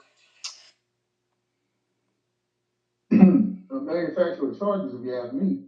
Okay, so was he a threat after that, but why was he being punched? Why after he was obviously outnumbered and held down? Why was he being punched? Why was what now? Why was he being punched? Look like I saw someone punching. He just punched off and was punching him. He was being punched. So, and he said that what failed to realize that there was no other, I guess, violence or whatever after that. Why was the violence there that happened when he was being punched, when he was already down? Now at 5:30, an arrest captured on camera has gone viral and has... Okay, I think I got one more version. Hold on before we. Now at 5:30, an arrest captured on camera My has thing gone is, why, viral he and said has we have to look at that there was no outraged. threat no violence or whatever after he was detained. Why are they continually okaying the stripping of black men of their manhood? Because once he was detained and being held on their ground by all those officers, why was he being punched? Why did I see fists being thrown? Veronica, I got one more version. We got one more. Whoa, Mike. If you flicker, they say you're resisting. The body's natural response is to jerk and move. You getting punched or thrown around. Veronica, we got one more version of it, so I'm gonna show one more version of it right quick for everybody can see it clearly. Look like a much clearer version. Now at 5:30, an arrest captured on camera has gone viral and has some people outraged. Right now, the investigation into the arrest of a man at a Marietta IHOP is underway. But the suspect's family says that is not enough, and tonight they want the charges against him dropped. CBS 46's Ashley Thompson is live in Cobb County with how police are responding tonight. Ashley. That's right, Thomas. Police are doing an internal investigation, but they are also defending themselves. They say the video you see doesn't show everything that happened, and they believe necessary force was used. 39-year-old Renardo Lewis's arrest has been seen and shared by thousands of people online. Lewis and his wife were at this IHOP late Saturday night when they got into an argument with an employee about poor customer service. He was like, this man is fussing me about bacon. I didn't even ask him for bacon. I was asking, do they cook omelets? An IHOP employee called police saying Lewis was making threats. The police walked in and I started recording. Liz Toledo was at IHOP that night celebrating a birthday and started filming. At first, you see Lewis and his wife speaking with officers, but then police say Lewis gets agitated. When he turns to walk away for the third time, that's when the officer decides, okay, he's getting more and more agitated no matter what I've tried. I'm going to have to place him in cuffs. They grabbed him, they slammed him up against the wall, It's all in the video. The video speaks for itself. Police say additional officers tried to detain Lewis, who they say was not complying. The reality is you have an individual who's physically bigger, larger, stronger, and it took Oh my one God. officer in order to try and detain him. Yeah. It also took several punches and a taser to get Lewis in handcuffs, police claim. His wife even shoved away in the struggle. I thought they were going to kill him.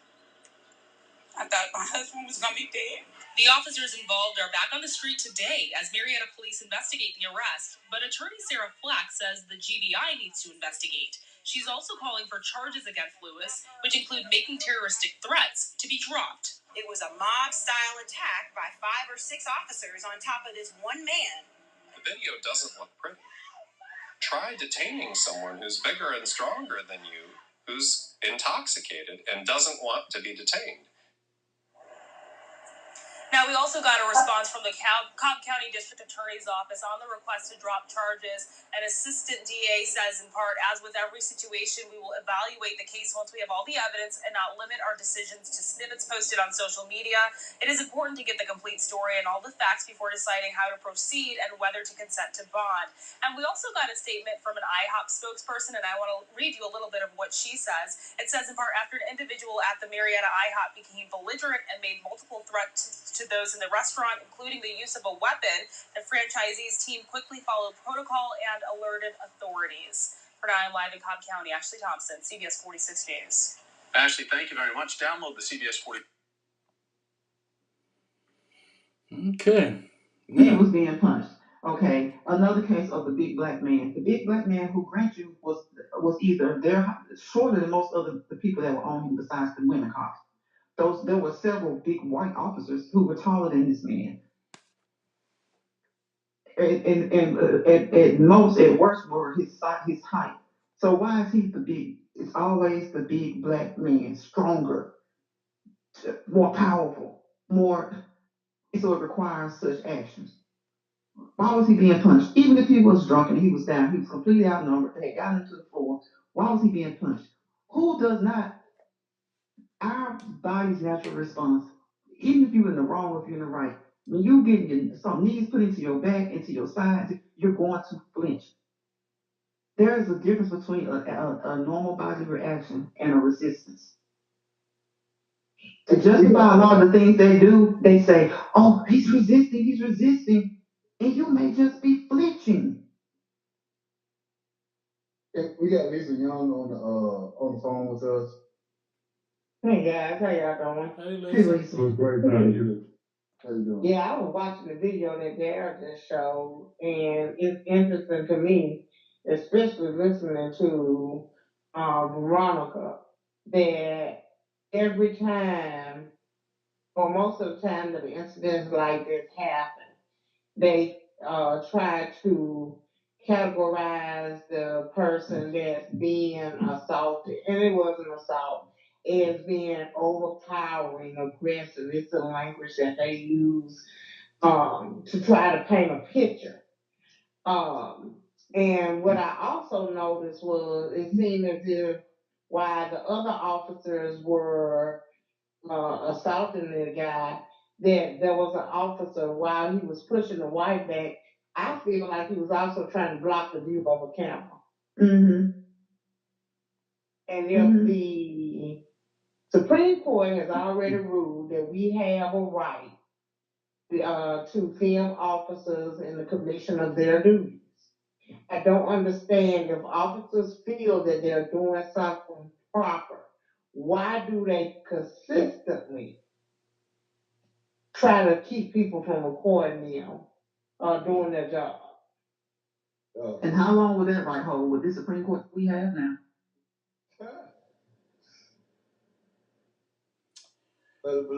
Well, you're absolutely right.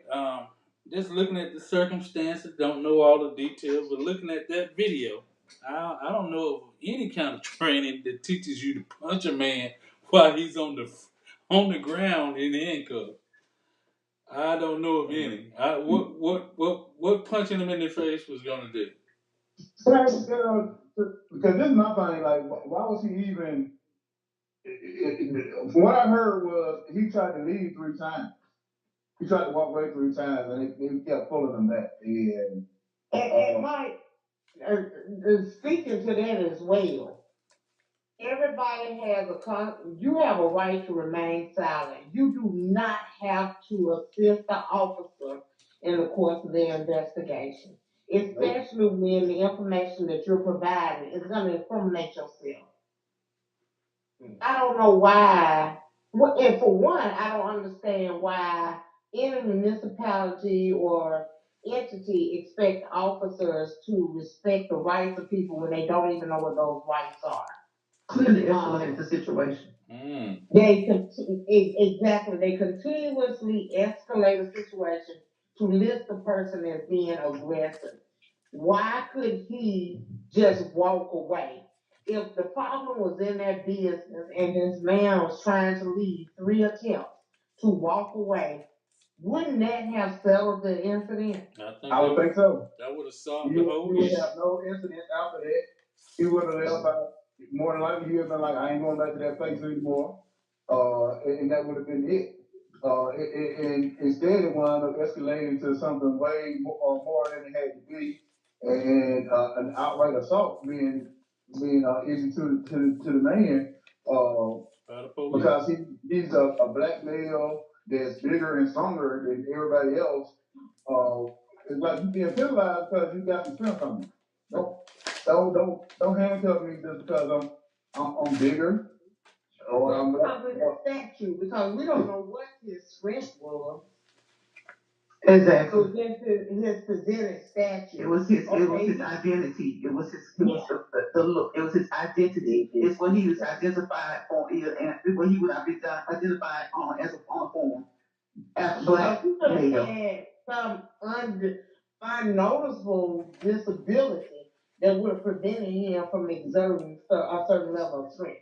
Exactly. So they can't just automatically assume because somebody statue that they're gonna be stronger. Lisa, that's why it ticked me off so bad. That's the first thing I thought, and I'm like, you don't know that. And then he's standing there trying to say it with a straight face because they're trying to normalize it. Even though we have reviewed that argument for years and years and years, he stood there, tried to have a straight face, but couldn't. And he did all he could but to say black. Well, part of the problem is when you have internal affairs, and I've had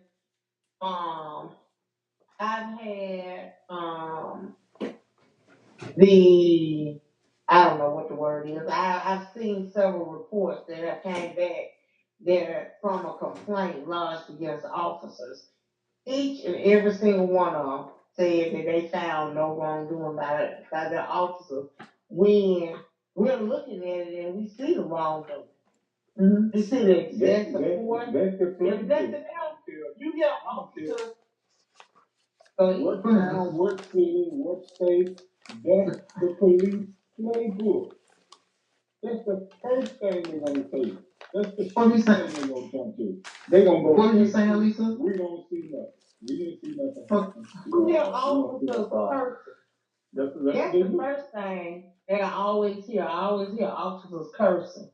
Get your ass here, or trying to demean black people of their dignity.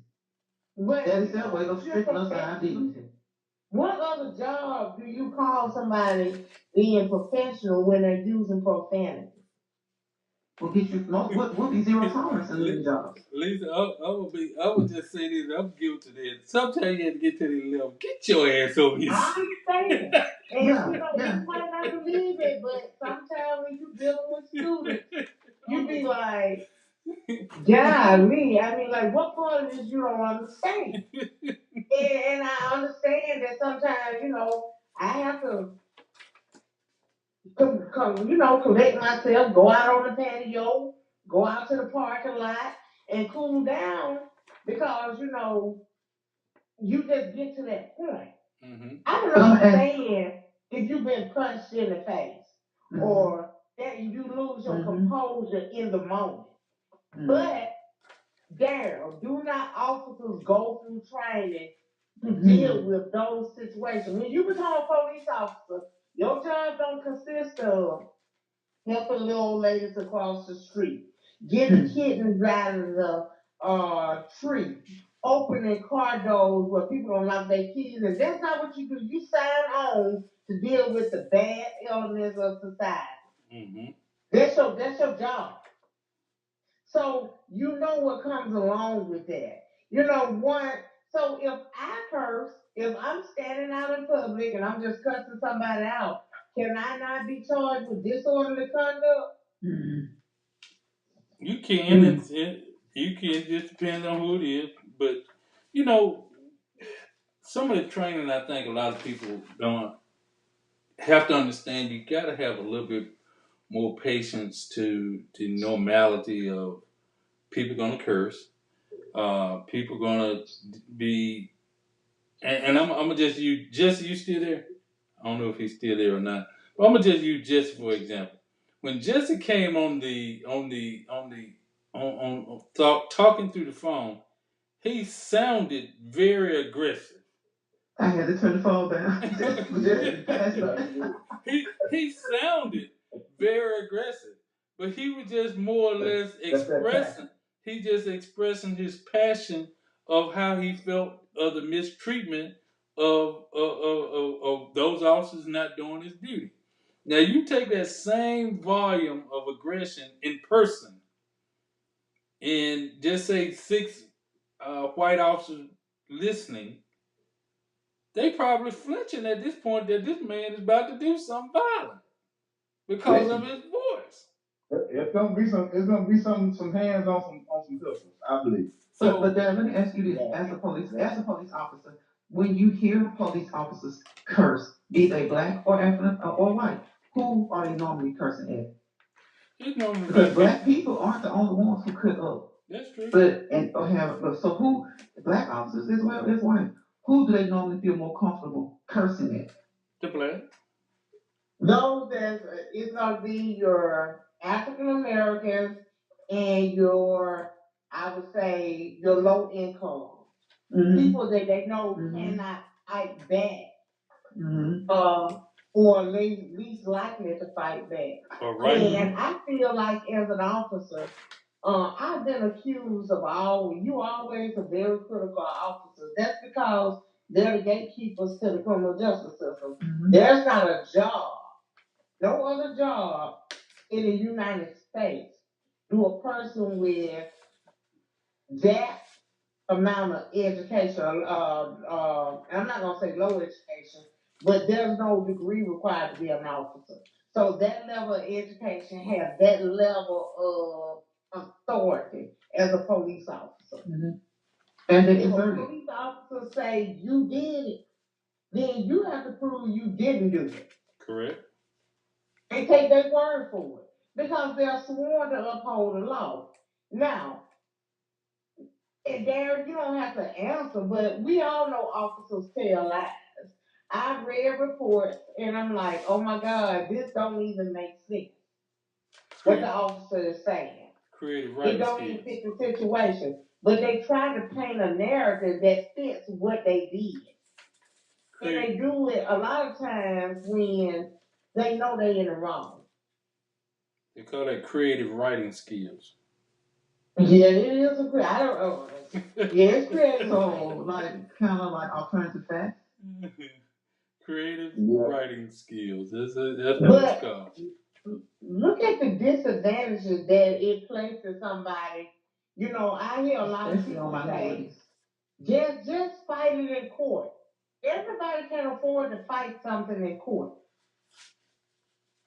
I mean, when people say that, what do they think everybody just have all this free time that they can take off? Well, it depends on the certain situation. Let's say a ticket. Somehow we lost Lisa. Oh, she'll pop back. I still think she can call back. Yeah, she'll call. Let's take for example a ticket of a red light. Your version of running a red light, or my version of running a red light, or speeding, or whatever. Those are circumstances that I say, okay, you can give your version of it in the court and go from there. 90% of the time you're probably going to lose if you speed. you're gonna probably lose. If you ran a stop sign, it's gonna be a discretion of who the judge believe in that particular situation, unless it's on video of some sort. But let's take a domestic violence arrest or something of that nature of someone saying they was aggressive. Um, then hold on one second. Hold on, I gotta do something. 1 second, y'all go ahead and talk. I gotta do something. Hey, we do got Lisa has called back in, so Lisa, go ahead and finish your statement because I'm sorry, I don't know what happened. You know that the mere idea of saying that somebody can fight it in court is upsetting to me because as Darryl was explaining, what version do you think they're gonna believe, or the judge is gonna believe? Unless there's some type of proof, a person has some type of proof. And what I noticed TPD does, if you request any video footage, either it does not exist, or if you file a formal complaint, um, it's part of it. They don't release it at that point because it's part of an ongoing investigation. Which also places a person at a disadvantage. So, you know, that when people say, you can fight it in court, to me, I don't even pay attention to that because not everybody can afford to be sitting in court. And a lot of times, I'm not saying that everybody does this, they play these games where they'll do a continuous, and hope that either you'll get caught up in another incident and it shows a pattern of aggressive behavior. Mm-hmm. Or till you just get tired of coming back and you miss court one day and they issue a ruling in that manner. So, you know, it's stacked against you to go to court sometimes. That was the point that I was trying to make, you know. That not all the time is it gonna work out in your favor. Just to say you can go to court and you can fight this in court. But listen, and then there's problems with our bail system as well. But listen, it's been circumstances and of people trying to educate, just like we try to educate people about voting. It was made at times. Time was made to educate people about their rights, young students about their rights of how this gonna work. Okay, you don't get your driver license, you're gonna get pulled over eventually because you're gonna do something crazy for as speeding, running a stop sign, loud music, smoke coming out your car that smell like marijuana cause you to get pulled over. Okay, one, you do one of those two things, you're gonna get a ticket. You don't have a driver license, you don't have insurance, and you had the loud music. That's three things already stacked against you. Now, you don't go get your license to try to get the license. Get that ticket dismissed. So you show up to court. The loud music already $300 something. The no driver license $180 and another ticket. So that's already $600 in fines. But you educate them to say, look, you need your driver license from the get-go. You don't need to play this loud music to draw attention to your car in the first place because it's only a certain amount of decibels that your car's supposed to play anyway. But why is it you can't get them to listen to? Because I know people have tried to educate or give them the heads up, and then the next thing you know, you don't show up for court. Now you got a $600 cash bond on you. And when they catch you, you trying to run again. Now you got multiple charges. You got multiple charges now because you don't want to go to jail because you know you didn't pay the ticket. And so now you got your car towed. You got another ticket. You got those $600 cash tickets. And it's a recycle. It's just a continuous recycle of the same thing over and over and over. What? Why is it so hard to go get your driver license? Oh, I ain't got no birth certificate. Okay. It's not there. And you know, a lot of times you just have to tell the person you just got caught up. You know, they got you. You just gonna have to, you know, you're gonna have to do what you gotta do. And a lot of times, if you go to court, we have some. There are some decent judges that understand. You know, if you be honest, if you be honest.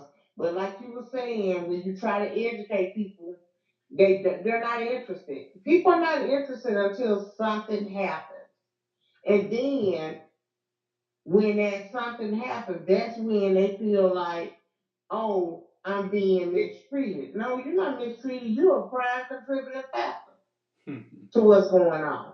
In those cases, you know, it is what it is. Take the medicine. You're going to have to pay the fines just like everybody else will.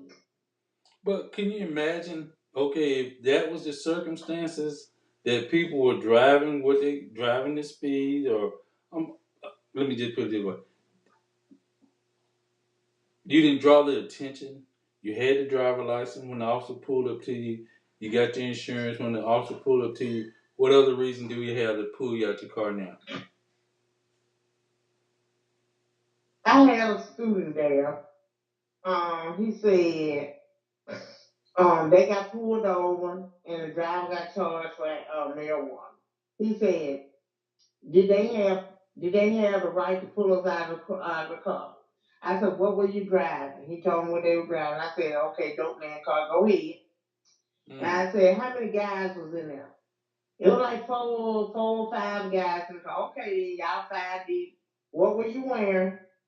Oh, you know what we wear? Okay. Well, y'all, okay, you driving down the street. He admitted that they were smoking marijuana. But what he was asking was, did the officer have a right to pull them over? And I said, well, y'all driving with the window down. Yeah. So let's talk about problem cause. If I smell marijuana, somebody probably smoking it, right? Uh-huh. So if you driving down the street with your window down, smoking marijuana, don't get mad at the police. He said it was a motorcycle cop, and he just signaled pull over. I mean, like, come on, that's an easy one. Yeah. You almost, I mean, like, you gave him that one. You asking to go to jail. I mean, yeah, you gave him that one. There's so in that situation, you were wrong. You did wrong. And there'd be a lot of situations like that. You brought up a good thing a couple weeks ago about the amount of people, the amount of African American that sits in city court. I think that was you. Might have been, might have not. But someone it's a lot. It was brought up the comparison of the amount of African Americans sitting in city court compared to other races. But if you did a survey, or if you sit in and listen to each charge or each situation, it would be no driver license, no tag, no insurance. I can't pay right now. Just like you say, give you the extension of another 30 days. Those 30 days come back. You don't come back. Now the writ is issued. Now you're paying a cash bond on something that was the opportunity for you to just pay the $80 or $90. Now you got a cash bond 2 times the amount of whatever the situation was. So then you get to the criminal cases, domestic violence, shoplifting in the mall or at the store, walking out the store with 2 cases of beer, whatever the circumstance. You know, and you sitting there and you like, well, they ain't got no other choice. Do other races commit crime? Yes, but I'm listening at the crime that my people is committing that are unnecessary when their jobs are in with hiring signs paying $18. We can't even say, oh, ain't nobody gonna work for $7.25 no more. That ain't even an issue no more. It's an issue of can you pass a drug test and come to work?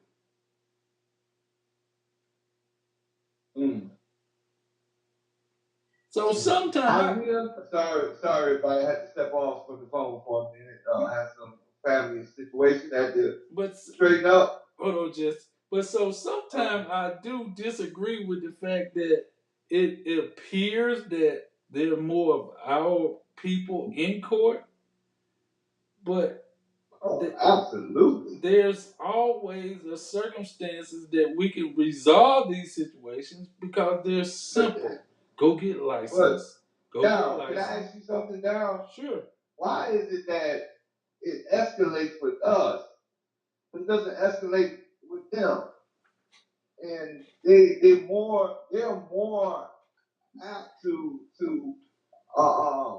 not violate people that look like them. White officers are more apt to not violate the rights of people that look like them, and not us.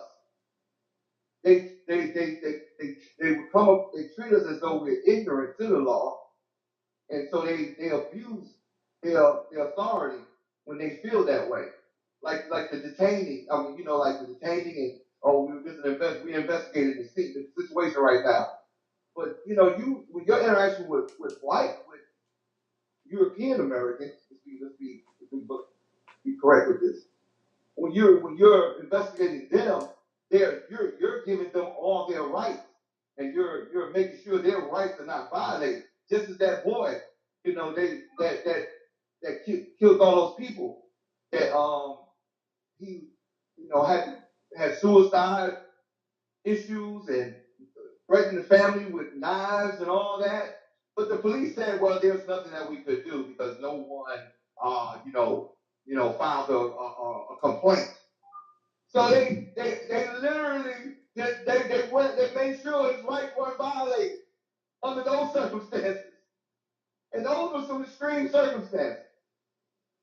How bad can it be? You got 16 knives and you threaten your family members' lives already. You gonna kill folks. The police show up, but we can't do anything because nobody filed a complaint. And they showed up at a black person's house. Good got doggone well. And all of the knives would be confiscated, but it would have been somebody would have been hurt. I guess we get just that's absolutely right. But hold on to that thought, because I think what Darryl was, I don't know if he was listening, but he was, I guess, explaining to, like, say for instance, the case, I don't know if with the scenario that he gave, why some of us appear in court at an alarming rate, or basically it was to be just 12-13% of the population at the rate that we do. The things that he hears when they're in court. Oh, okay, I missed that. I'm sorry. And Lisa had given an explanation of how sometimes you just can't, you just have to do what you have to do. There's no rebuttal. You can't really, what you did is wrong. It's just wrong. It's like they feel like they're not being helped, but they did nothing to help the help. So I think he was, there may have been explaining. Right.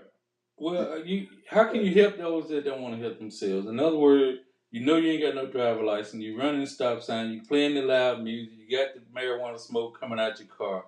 What more can a police officer not do? Overlook it and go. Yeah.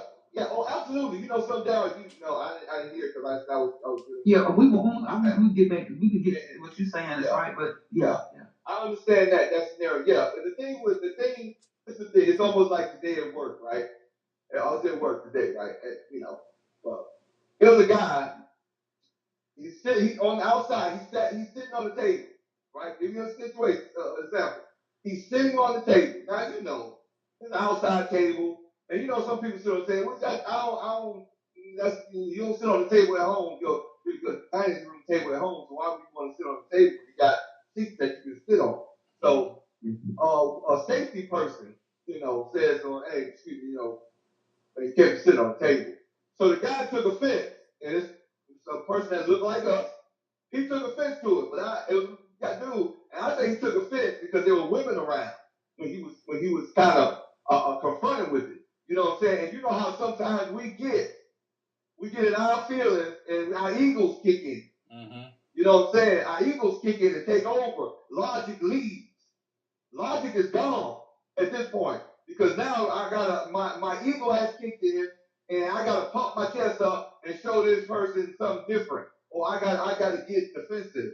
And this is what a lot of us do in circumstance. Even when we're wrong, we'll get defensive because we feel as though we've been, how you say, disrespected. When it's not about being disrespected, disrespect is about right and wrong. At the end of the day, you're wrong for sitting on the table. No, it's not a safety issue or anything like that. It's like an etiquette thing. It's just a respectful thing. It's just bad. I look sitting behind on the table where people eat at. So if the gentleman says to you, you're supposed to be sitting on the table, you're not supposed to be sitting on the table. Not the response you don't give is you don't have the authority to tell me I can't sit on the table. So it escalated from there. You see what I'm saying? Mm-hmm. It escalated from him telling him that he wasn't supposed to sit on the table, which you're wrong. But there were women around. I explained to the women that was around because I said, God understand, he's a man and this guy's a man. And then y'all are sitting here. I said, had y'all not been there, it probably would have been different. He probably would have handled it a little different because he wouldn't have felt as though he was being, how you say, disrespected. Disrespected. Chastised in front of women, And I try to explain them to her. I said, you gotta listen to I'll give you a man's perspective here. And that's probably how he took it. Not that he was right, he was still wrong. But I promise you, that's how he took it. And that's why he went there. But the fact of the matter is, when we're wrong, a lot of us don't know how to admit that when you're wrong. That's right. They don't like to give into it. You gotta give it a little more. You gotta be like, oh, I'm not afraid of you. It's not about you being afraid of me. It's about you just being you're wrong and let's just correct it from there. Because I'm one to tell anybody, I don't argue against right. I never argue when someone is right. I don't care.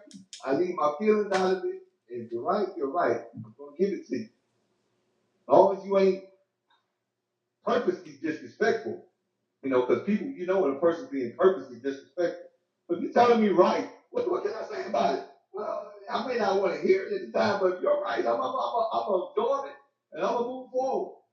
Because then you need to set an example of who you are. You're setting examples of who you are at this point. To the person that's making the comment to you. So I'm going to set an example. I'm going to give a good impression of who I am. But we don't do that as people a lot of times because we always get in our feelings and we easily get offended and we just don't want to comply sometimes because we got a group of other people there, like you said, smoking weed, music loud. Come on. Come on now. You know you're wrong. The best thing you can do is like, look, officer, I know I'm cool. I'm a church, I apologize, officer. Be as gracious as you can. You may be able to talk your way out of that one. Or you may get some leniency. Just try it. Just see. You know what I'm saying? But we don't want to go that route a lot of times. But, I digress. Yeah. Yeah. I will say this: the last time I got pulled over by an officer, and I knew I was speeding. I just said, you know what? I don't need a ticket today. Can I please get a ticket? And he was like, just like that? I'm like, yeah, just like that. What you say, Lisa? I just explained to him that I didn't need a ticket. Like I don't need a ticket on my record. Right. And he just asked me to slow down and gave him my information back and just told him to go on. So, and that was in his discretion. That little University Boulevard in Alberta. And, I'm like, everybody speed on this road. You know what I mean? Mm-hmm. But he was like, yeah, but we're going to need people to slow down. I said, well, I got your warning. I won't speed on it no more. But you want to know something? On that note, you were pleasant, and you were compliant. You were pleasant. And sometimes that's all officers really want. A lot of times they want someone to just be pleasant to them. Show me something. Show me something that says to me that I should give you a break. I'm just saying, now, isn't that probably the case a lot of times when you as a police officer, you pull somebody over, you probably walk into them, let me see what type of attitude they're going to give you. You probably, that's your mindset. Yeah. Then you get there, they give you this pleasant attitude, and it just motivates you to be pleasant back. It's like, okay, we'll just deal with this in court. What's your name? And then they, oh, you ain't got to do all that. Yeah, but I ain't started this ticket now. It's like once I started, it ain't no more. Yeah, once you start but once you tell them that, now you done gave them the license to snap back. Well, I ain't got nothing to lose now. But what I'm saying is, you get out the car, and you're like, your attitude is pleasant. You're more motivated to give them a break than not. I'm gonna just be honest. I was never the type that believed in writing traffic tickets. Traffic tickets were used for probable cause for a certain circumstance, but I just wasn't able to traffic. Everybody have their pet peeves. I had one guy. Right. That one guy just. That's all he wanted to do was kiss people on University Boulevard back in the day. Sit up right there at the old, what was that at that one time? It was a IHOP or something over there, and then there was a McDonald's in that bird too before the tornado came. Sit in that parking lot, yeah. Kirkland, whatever. Over there, KFC used to be at. University Boulevard, all that, and that was just his pet peeve. Cars speeding up and down University Boulevard in that bird city. That was his pet peeve. Some people have pet peeves about running stop signs. Then you get out. You hear this the one I didn't like. This the one I didn't like. When you pull somebody over, you got to meet your quota today. What quota? That's the most irritating one. You know that what you've done could be like avoided. Sometimes you give the officer all the respect in the world. You know he can avoid this one because it's so minor, and you just get this feeling. I don't know how you. I have gotten that feeling where I think he just got to write me a ticket because he was so set on writing that ticket.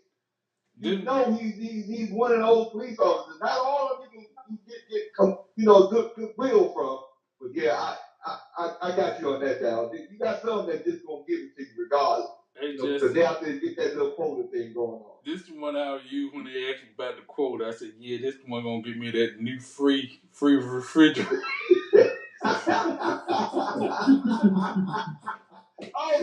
That's what the quota does. I always wanted to know. So I thank you. I just tell you, my uncle always say this. Let them talk. They're gonna tell it. They're gonna fix you down on themselves. I always wanted to know what the quota thing was about. So it's the benefit. Man, it's the refrigerators, the microwave, the washing machine. Okay. You got the fast food. That's what I used to use. That's the one I used to use. Down, you keep on talking, down. Just keep on talking, bro. That's what I'm saying. I tell them let my free washing machine or something, boy. That just burn them up, show up. What's that? I've been wondering about that. That quota thing. What does it add up to? You just told me. Thank you, God. You know what it looks like when you walk in the door. Yes,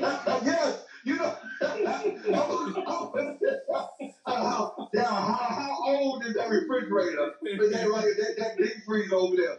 And how long you been retired? Exactly.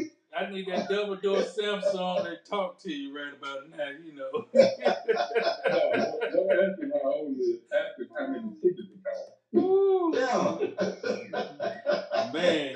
If that was true, boy, if that was true, boy, that is amazing. That's amazing, though. I always wanted to know that.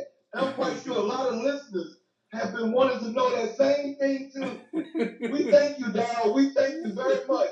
Because this has probably been to a lot of people a lifelong question that they had to get, that they've been wanting to know. This is the question I want you to get out of this, what you just said.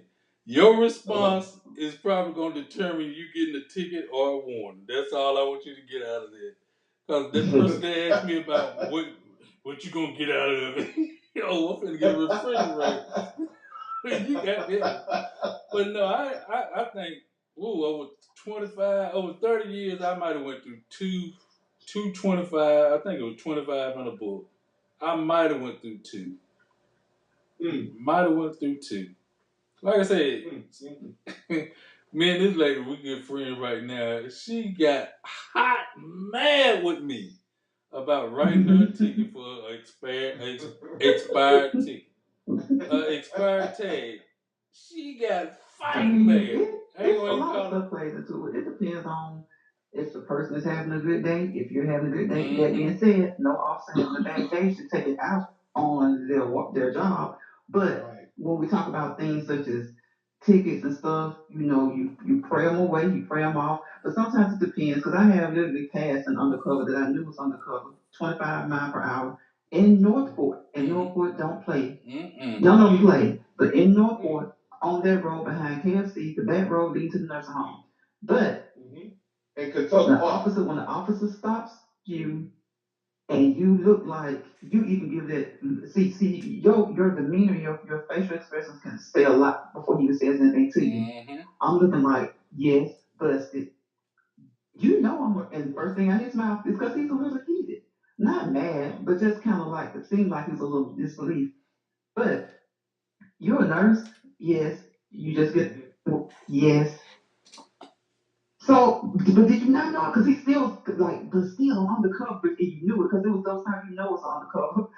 Unless you just wasn't paying attention. I said yes, but I get off at 7:15. I'm trying to get home. The school already allows me to be a few minutes late, and I'm trying to get to my kids to get them ready for school.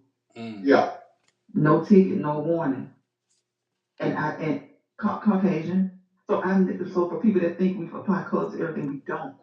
No, But it was just as a service employee to another service to another service person, and that doesn't even mean it wouldn't have been another mother or another father if they came the right way, or a young person trying to get to school, high school.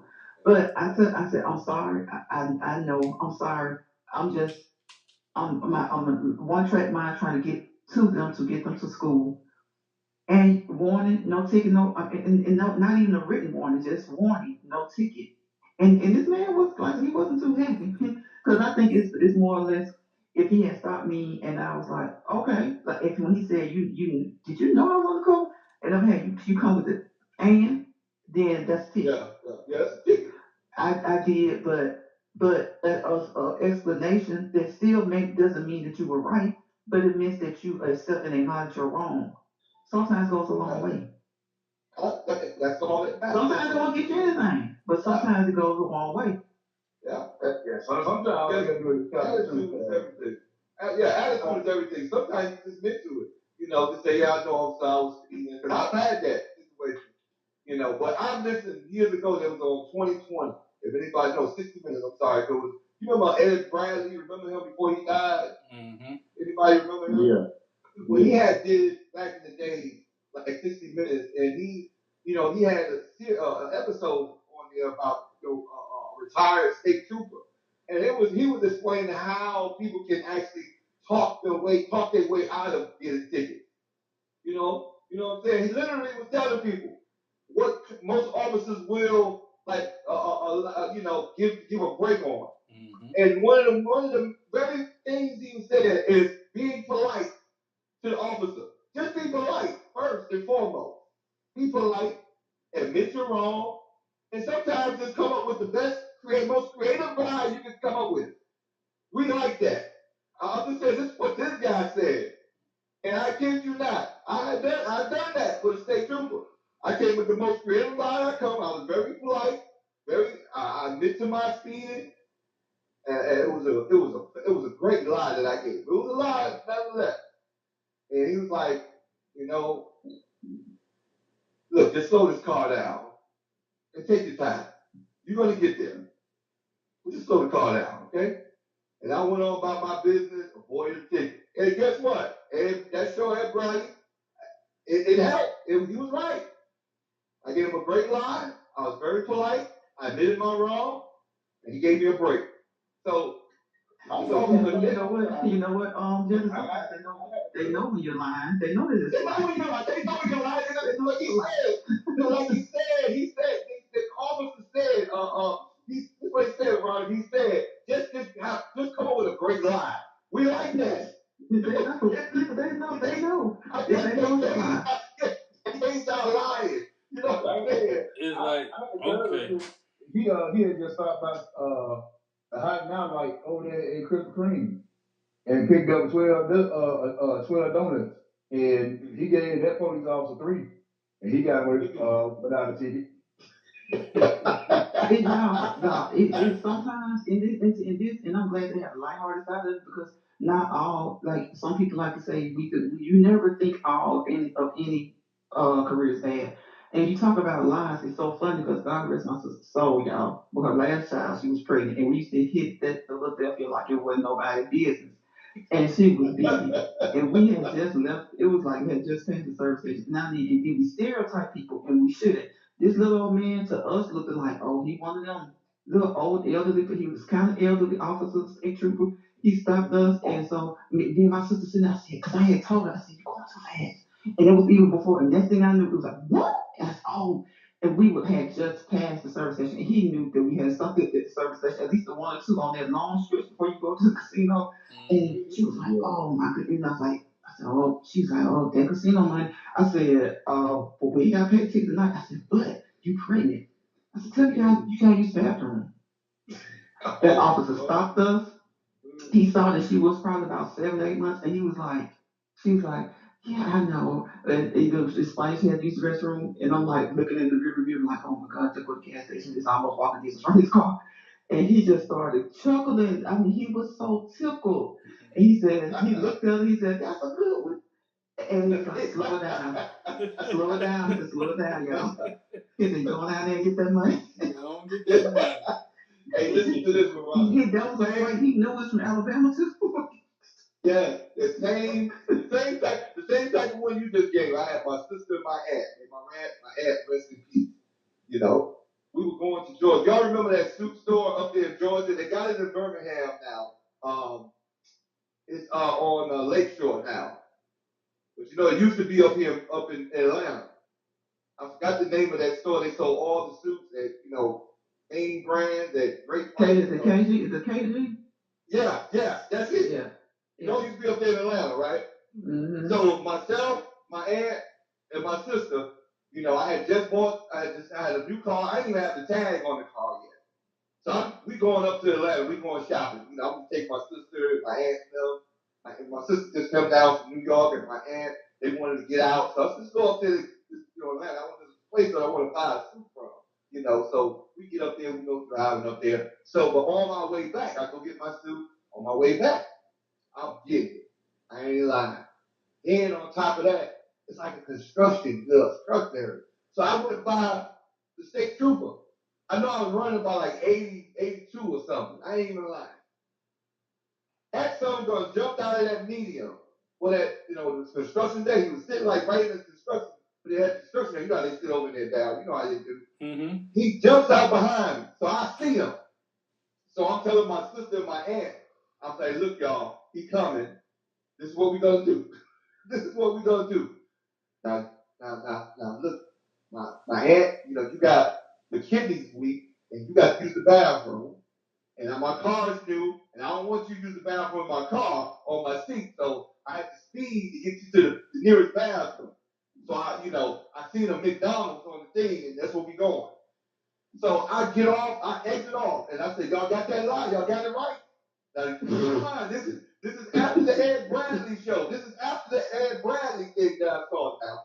So I said, y'all got it? Everybody says, okay, okay, what you got? What you gonna say? All right, my kidney, I'm weak, I had the bathroom, you didn't want me to wet your seat. This is a new car, because I ain't have the tag on the car now. So this is a new car. Right? So I had that going for me. So I pull up, and I go to this, I don't know what he had in that motor, but that doggone state trooper caught me quick. Mm-hmm. And he was right on me as I was pulling into McDonald's. I said, y'all need to jump out and y'all need to hurry up in McDonald's to make it look good. So it's a young white state trooper. You know, I remember the guy. Young white guy, blonde hair. I remember that dude. I was saying to myself, oh Lord, I gotta be good. So he said, you step out. I step out. And he said, well, you speeding? No, you were speeding in a work zone. I said, yes, officer. But my aunt, she had to use the bathroom really bad. She had like weak kidneys, and I just my car is brand new. I didn't want her to use the bathroom in my car. So I just trying to get her to the restroom as fast as I possibly can. And I swear to y'all, the officer said, okay, I gave him the story. He said, okay, I'm gonna see. I'm gonna see when they come out. I'm gonna ask them. I'm gonna ask them a question now. I'm gonna see what they have to say. So my sister them come out, and they went with the same lie. That officer looked at them. He looked at me. He said, I could give you this ticket. Then you would have to appear in court in Georgia. The state of Georgia, the state trooper give you a ticket. You have to come up there and appear to their courtroom. Mm-hmm. Can't do it even online. And he said, I can even arrest you for speeding in the work zone. He said, but I'm not.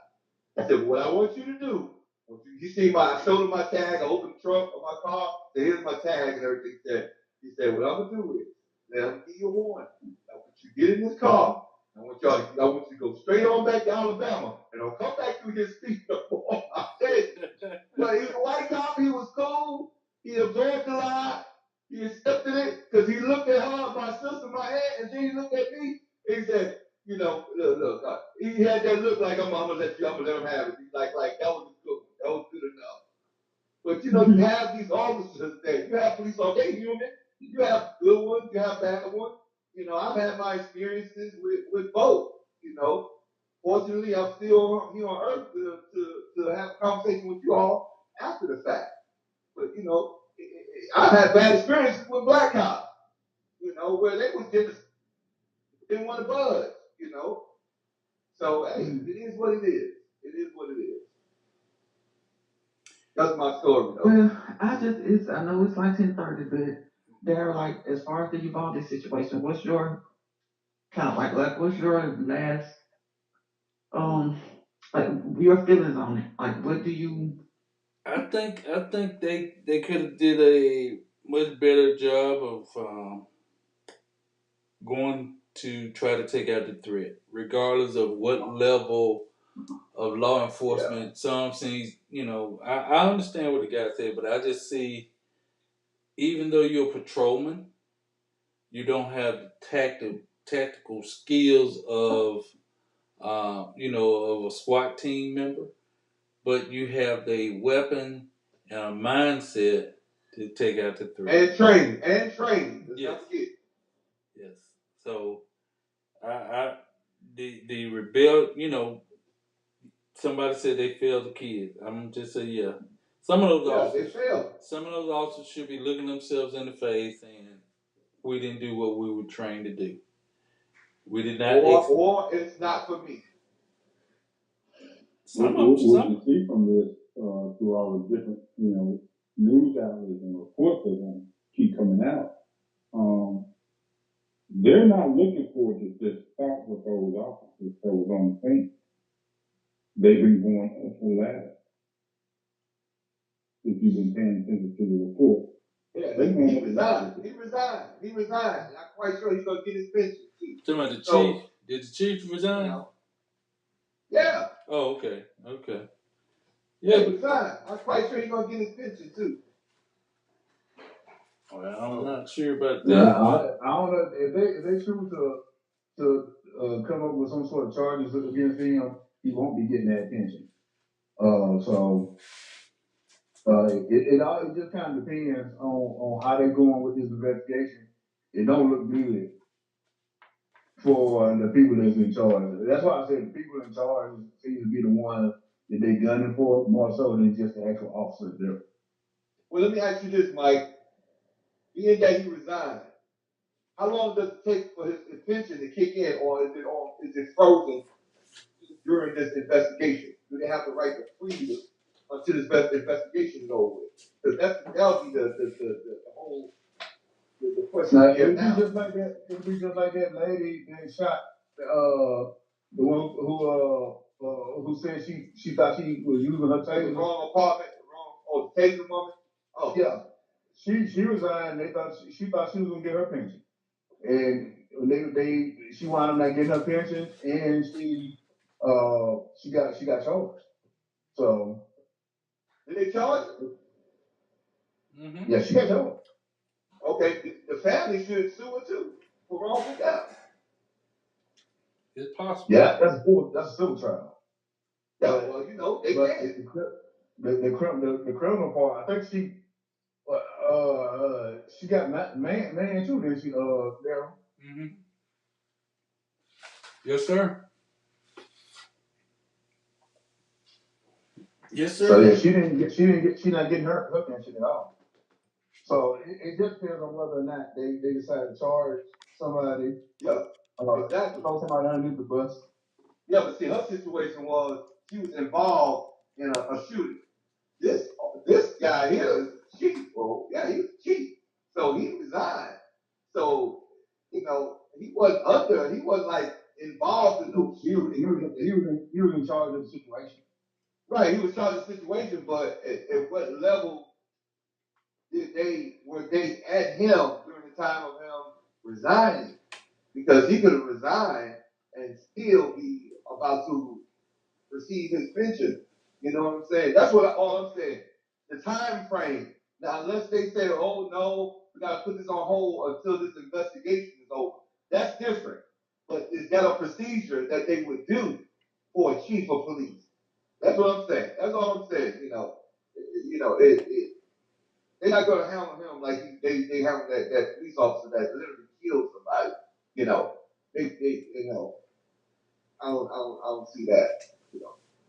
But a lot of these higher ups, they don't resign to retain their benefits.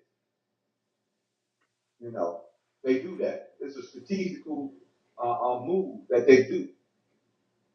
And if a lawyer, they talk to a lawyer probably tell them, or how you say it, the union will probably come and say, look, just resign.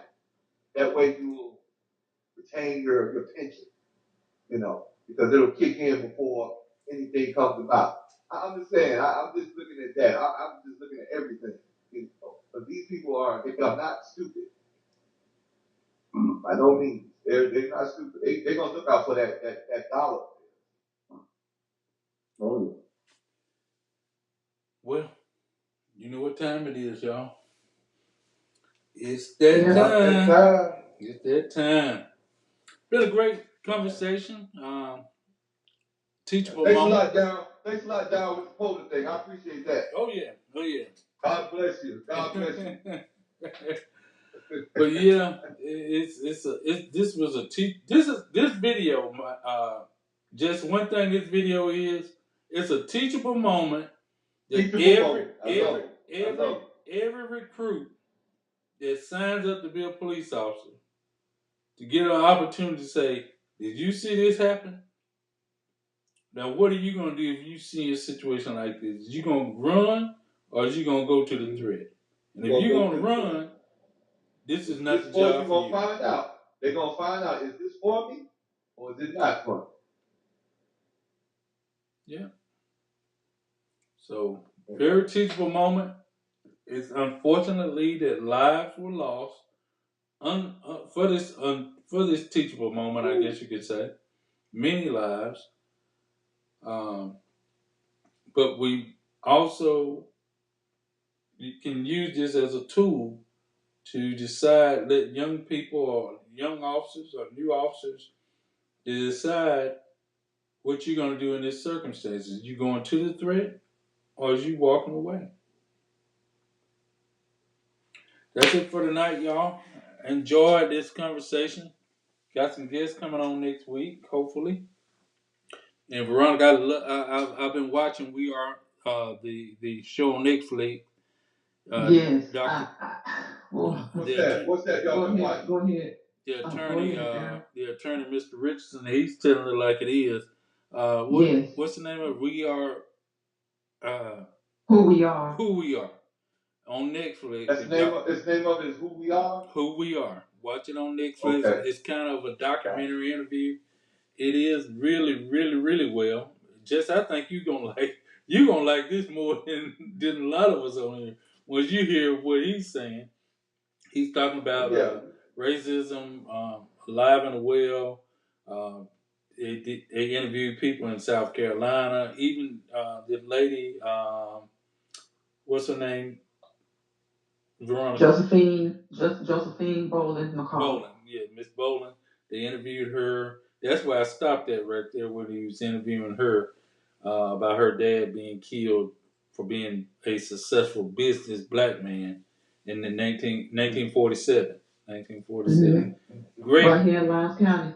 Yeah. So great interview. Please, if you get a chance, go to Netflix, listen to it, Mike. Cause that's basically all I'm doing too is just listening.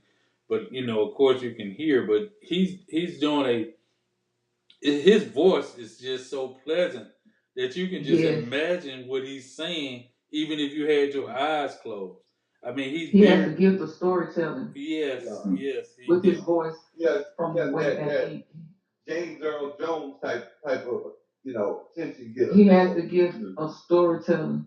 Even Miss Bowling, when she talked about her dad, he has a calmness to his voice, but and he explains it to you where there's no questions asked. But even when she explained about her dad, it was just there are a lot of things as Alabamians we still don't know, and I feel like that's each state. There are things that you would be like, "What? I didn't know that. I had no idea." They even included. But I'm just saying, it's amazing. But when you find out what those things are, you would never imagine. One of the probably richest men in the United States at that time was probably Mr. Baldwin in Lowndes County, Alabama, Montgomery, Alabama, 1947, the year before my mother was born. And they even spoke about Greenwood. I mean, he goes from A to Z, and he kind of does a state by state type of the union type, state by state breakdown. Real good. And it's amazing. Look at the situation in California. The black family that owned that beachfront property, and how they, the state of California returned it, and they're, giving them some compensation, but they'll never get all that they are due. But they got it all back, and now I think the city has a lot of property built on it that they have to pay them like a bunch of money, and they are in a lease with the family. Now they took it back from whoever had it. They took it back and gave it back to the family. It's secure. So we have to look at who their governor. We have to look at who their governor is, who their administration is. Absolutely. I mean, their Congress, their state's Congress. Yeah, it's Republican. I mean, it's California. It's California. It's Democrat, and that's that matters. So we will never get reparations because they know how much is owed. Look at Mr. Bowler's family. Like I said, he's right here in Alabama. That man's family is owed reparations. Everybody's owed. He wasn't a slave. Everybody's owed. But that's the thing. That's the catch. They will try to make it like we're owed too.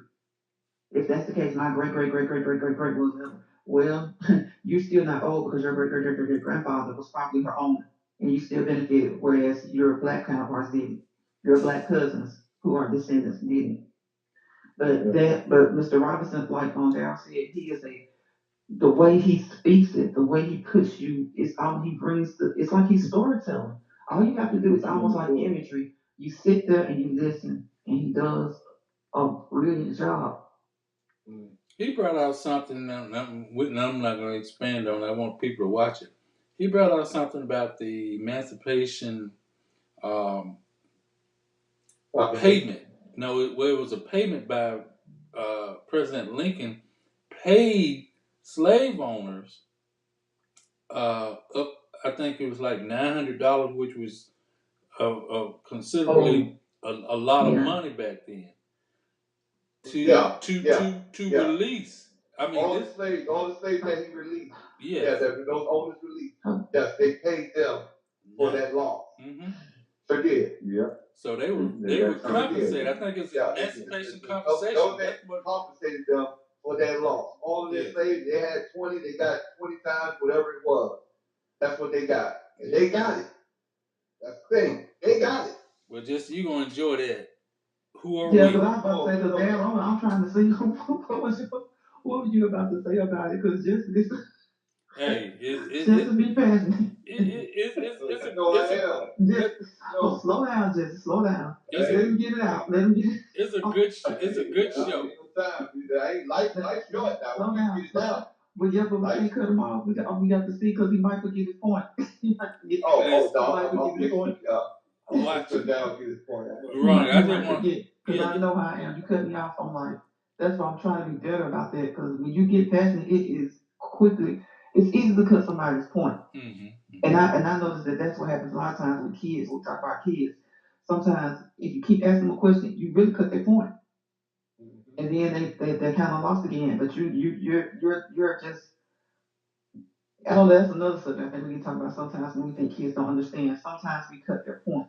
I had to watch myself when I was raising my kids. Like, if you're going to ask them something, give them time to answer. You know what, Veronica, I don't know how you was on that same vibe with me. I said that the other day. I said sometimes we have to question the things that we expect our youth to already know.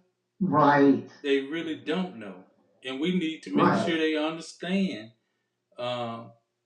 why, or describe to them what you're trying to get the point across. There's so much that's involved. It could be learning disabilities. It could not be. It could be because people who have learning disabilities go on to be congressmen, go on to be actors, go on to be. Look at James Earl Jones, took a stuttering condition, turned it around because he loved the stage. Sometimes, and like I said, I was bad about that. Don't if they're waiting. Sometimes they may be waiting for a reason. Sometimes you just have to be more patient. And then sometimes if they're answering and you cut them off, they lose their train of thought to that particular subject. You're right. So I had to learn, we're parents, we don't come with a book, and even if it was a book, it wouldn't be perfect because it would be man reading. Mm-hmm. But you look back on it now, and I think that's why so many people enjoy their grandkids. Not that they love their grandkids more, but there's a certain type of different love that you can exhibit and you can display towards them, the understanding that you can just, give them that you didn't have when you were trying to raise their mothers and fathers. Mm-hmm.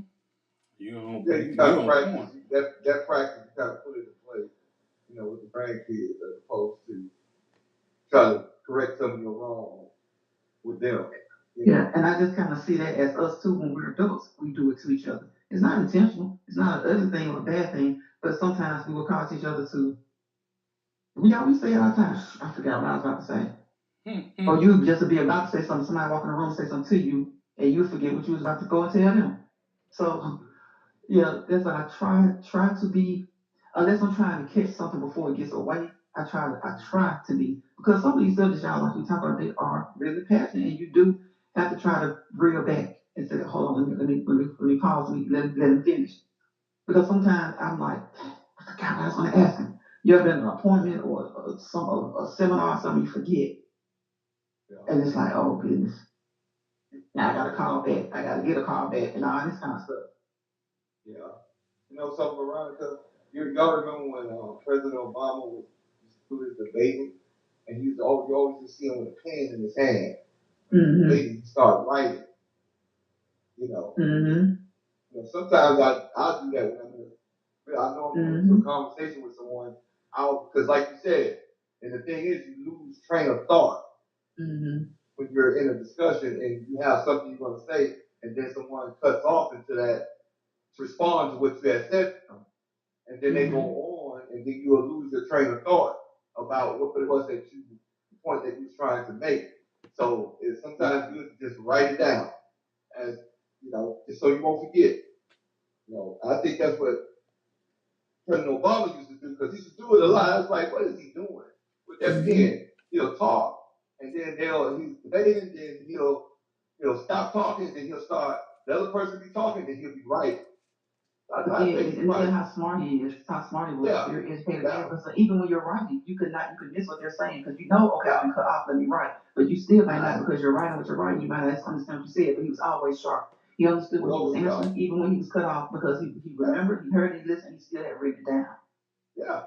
So, yeah.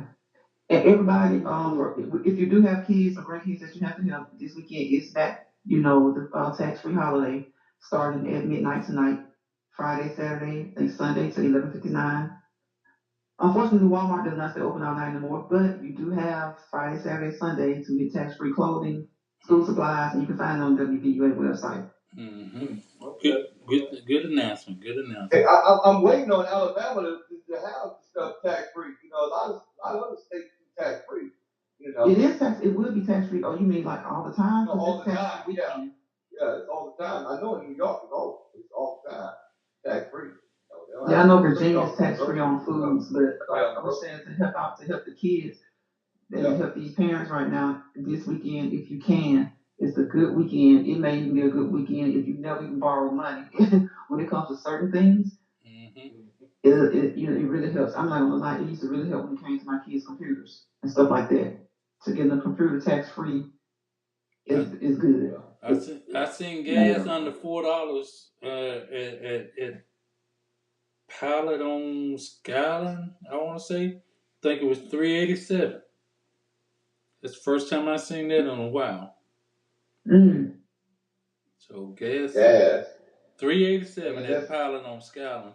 I tell you, we live in a capitalist society, y'all. So they gonna stick it to us every chance they get. Every chance, but the price of them barrels is less than it was last year. But the price of gas is a way lot higher. So I'm trying to figure it out. I'm doing the math. It don't make sense to me. Somebody's very greedy. And they just capitalize. That's it. But that's going to be America's next downfall. Capitalism. We're going to talk about everything right there. We're going to talk on Tuesday and Thursday of next week. Y'all have a great weekend, great safe weekend. Don't get too hot. I think it's supposed to be some good weather. It's supposed to be some good weather this coming weekend. So y'all be careful. We're going to end the show. To Texas and Oklahoma, they're going to get tortured out there. Yeah. Be safe still and still stay before the heat. At least we're not hitting like 98, 95. I think we kind of like maybe the highest I saw was 92, 93. So that's expected. So that's the break. Yeah, that's hot enough. Yeah. But y'all have a great weekend, guys, and we'll talk next week. Okay, y'all. All right. God bless. Good night. Be safe. Thank y'all. Good night. For over 27 years here in Tuscaloosa, Catfish Heaven has been pleasing our taste buds with their delicious catfish, pan trout, hot wings, coleslaw, hush puppies, and don't forget about those made-to-order French fries.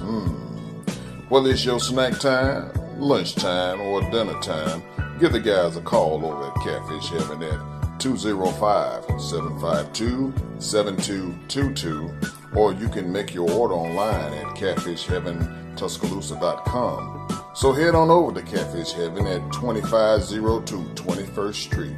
See you there.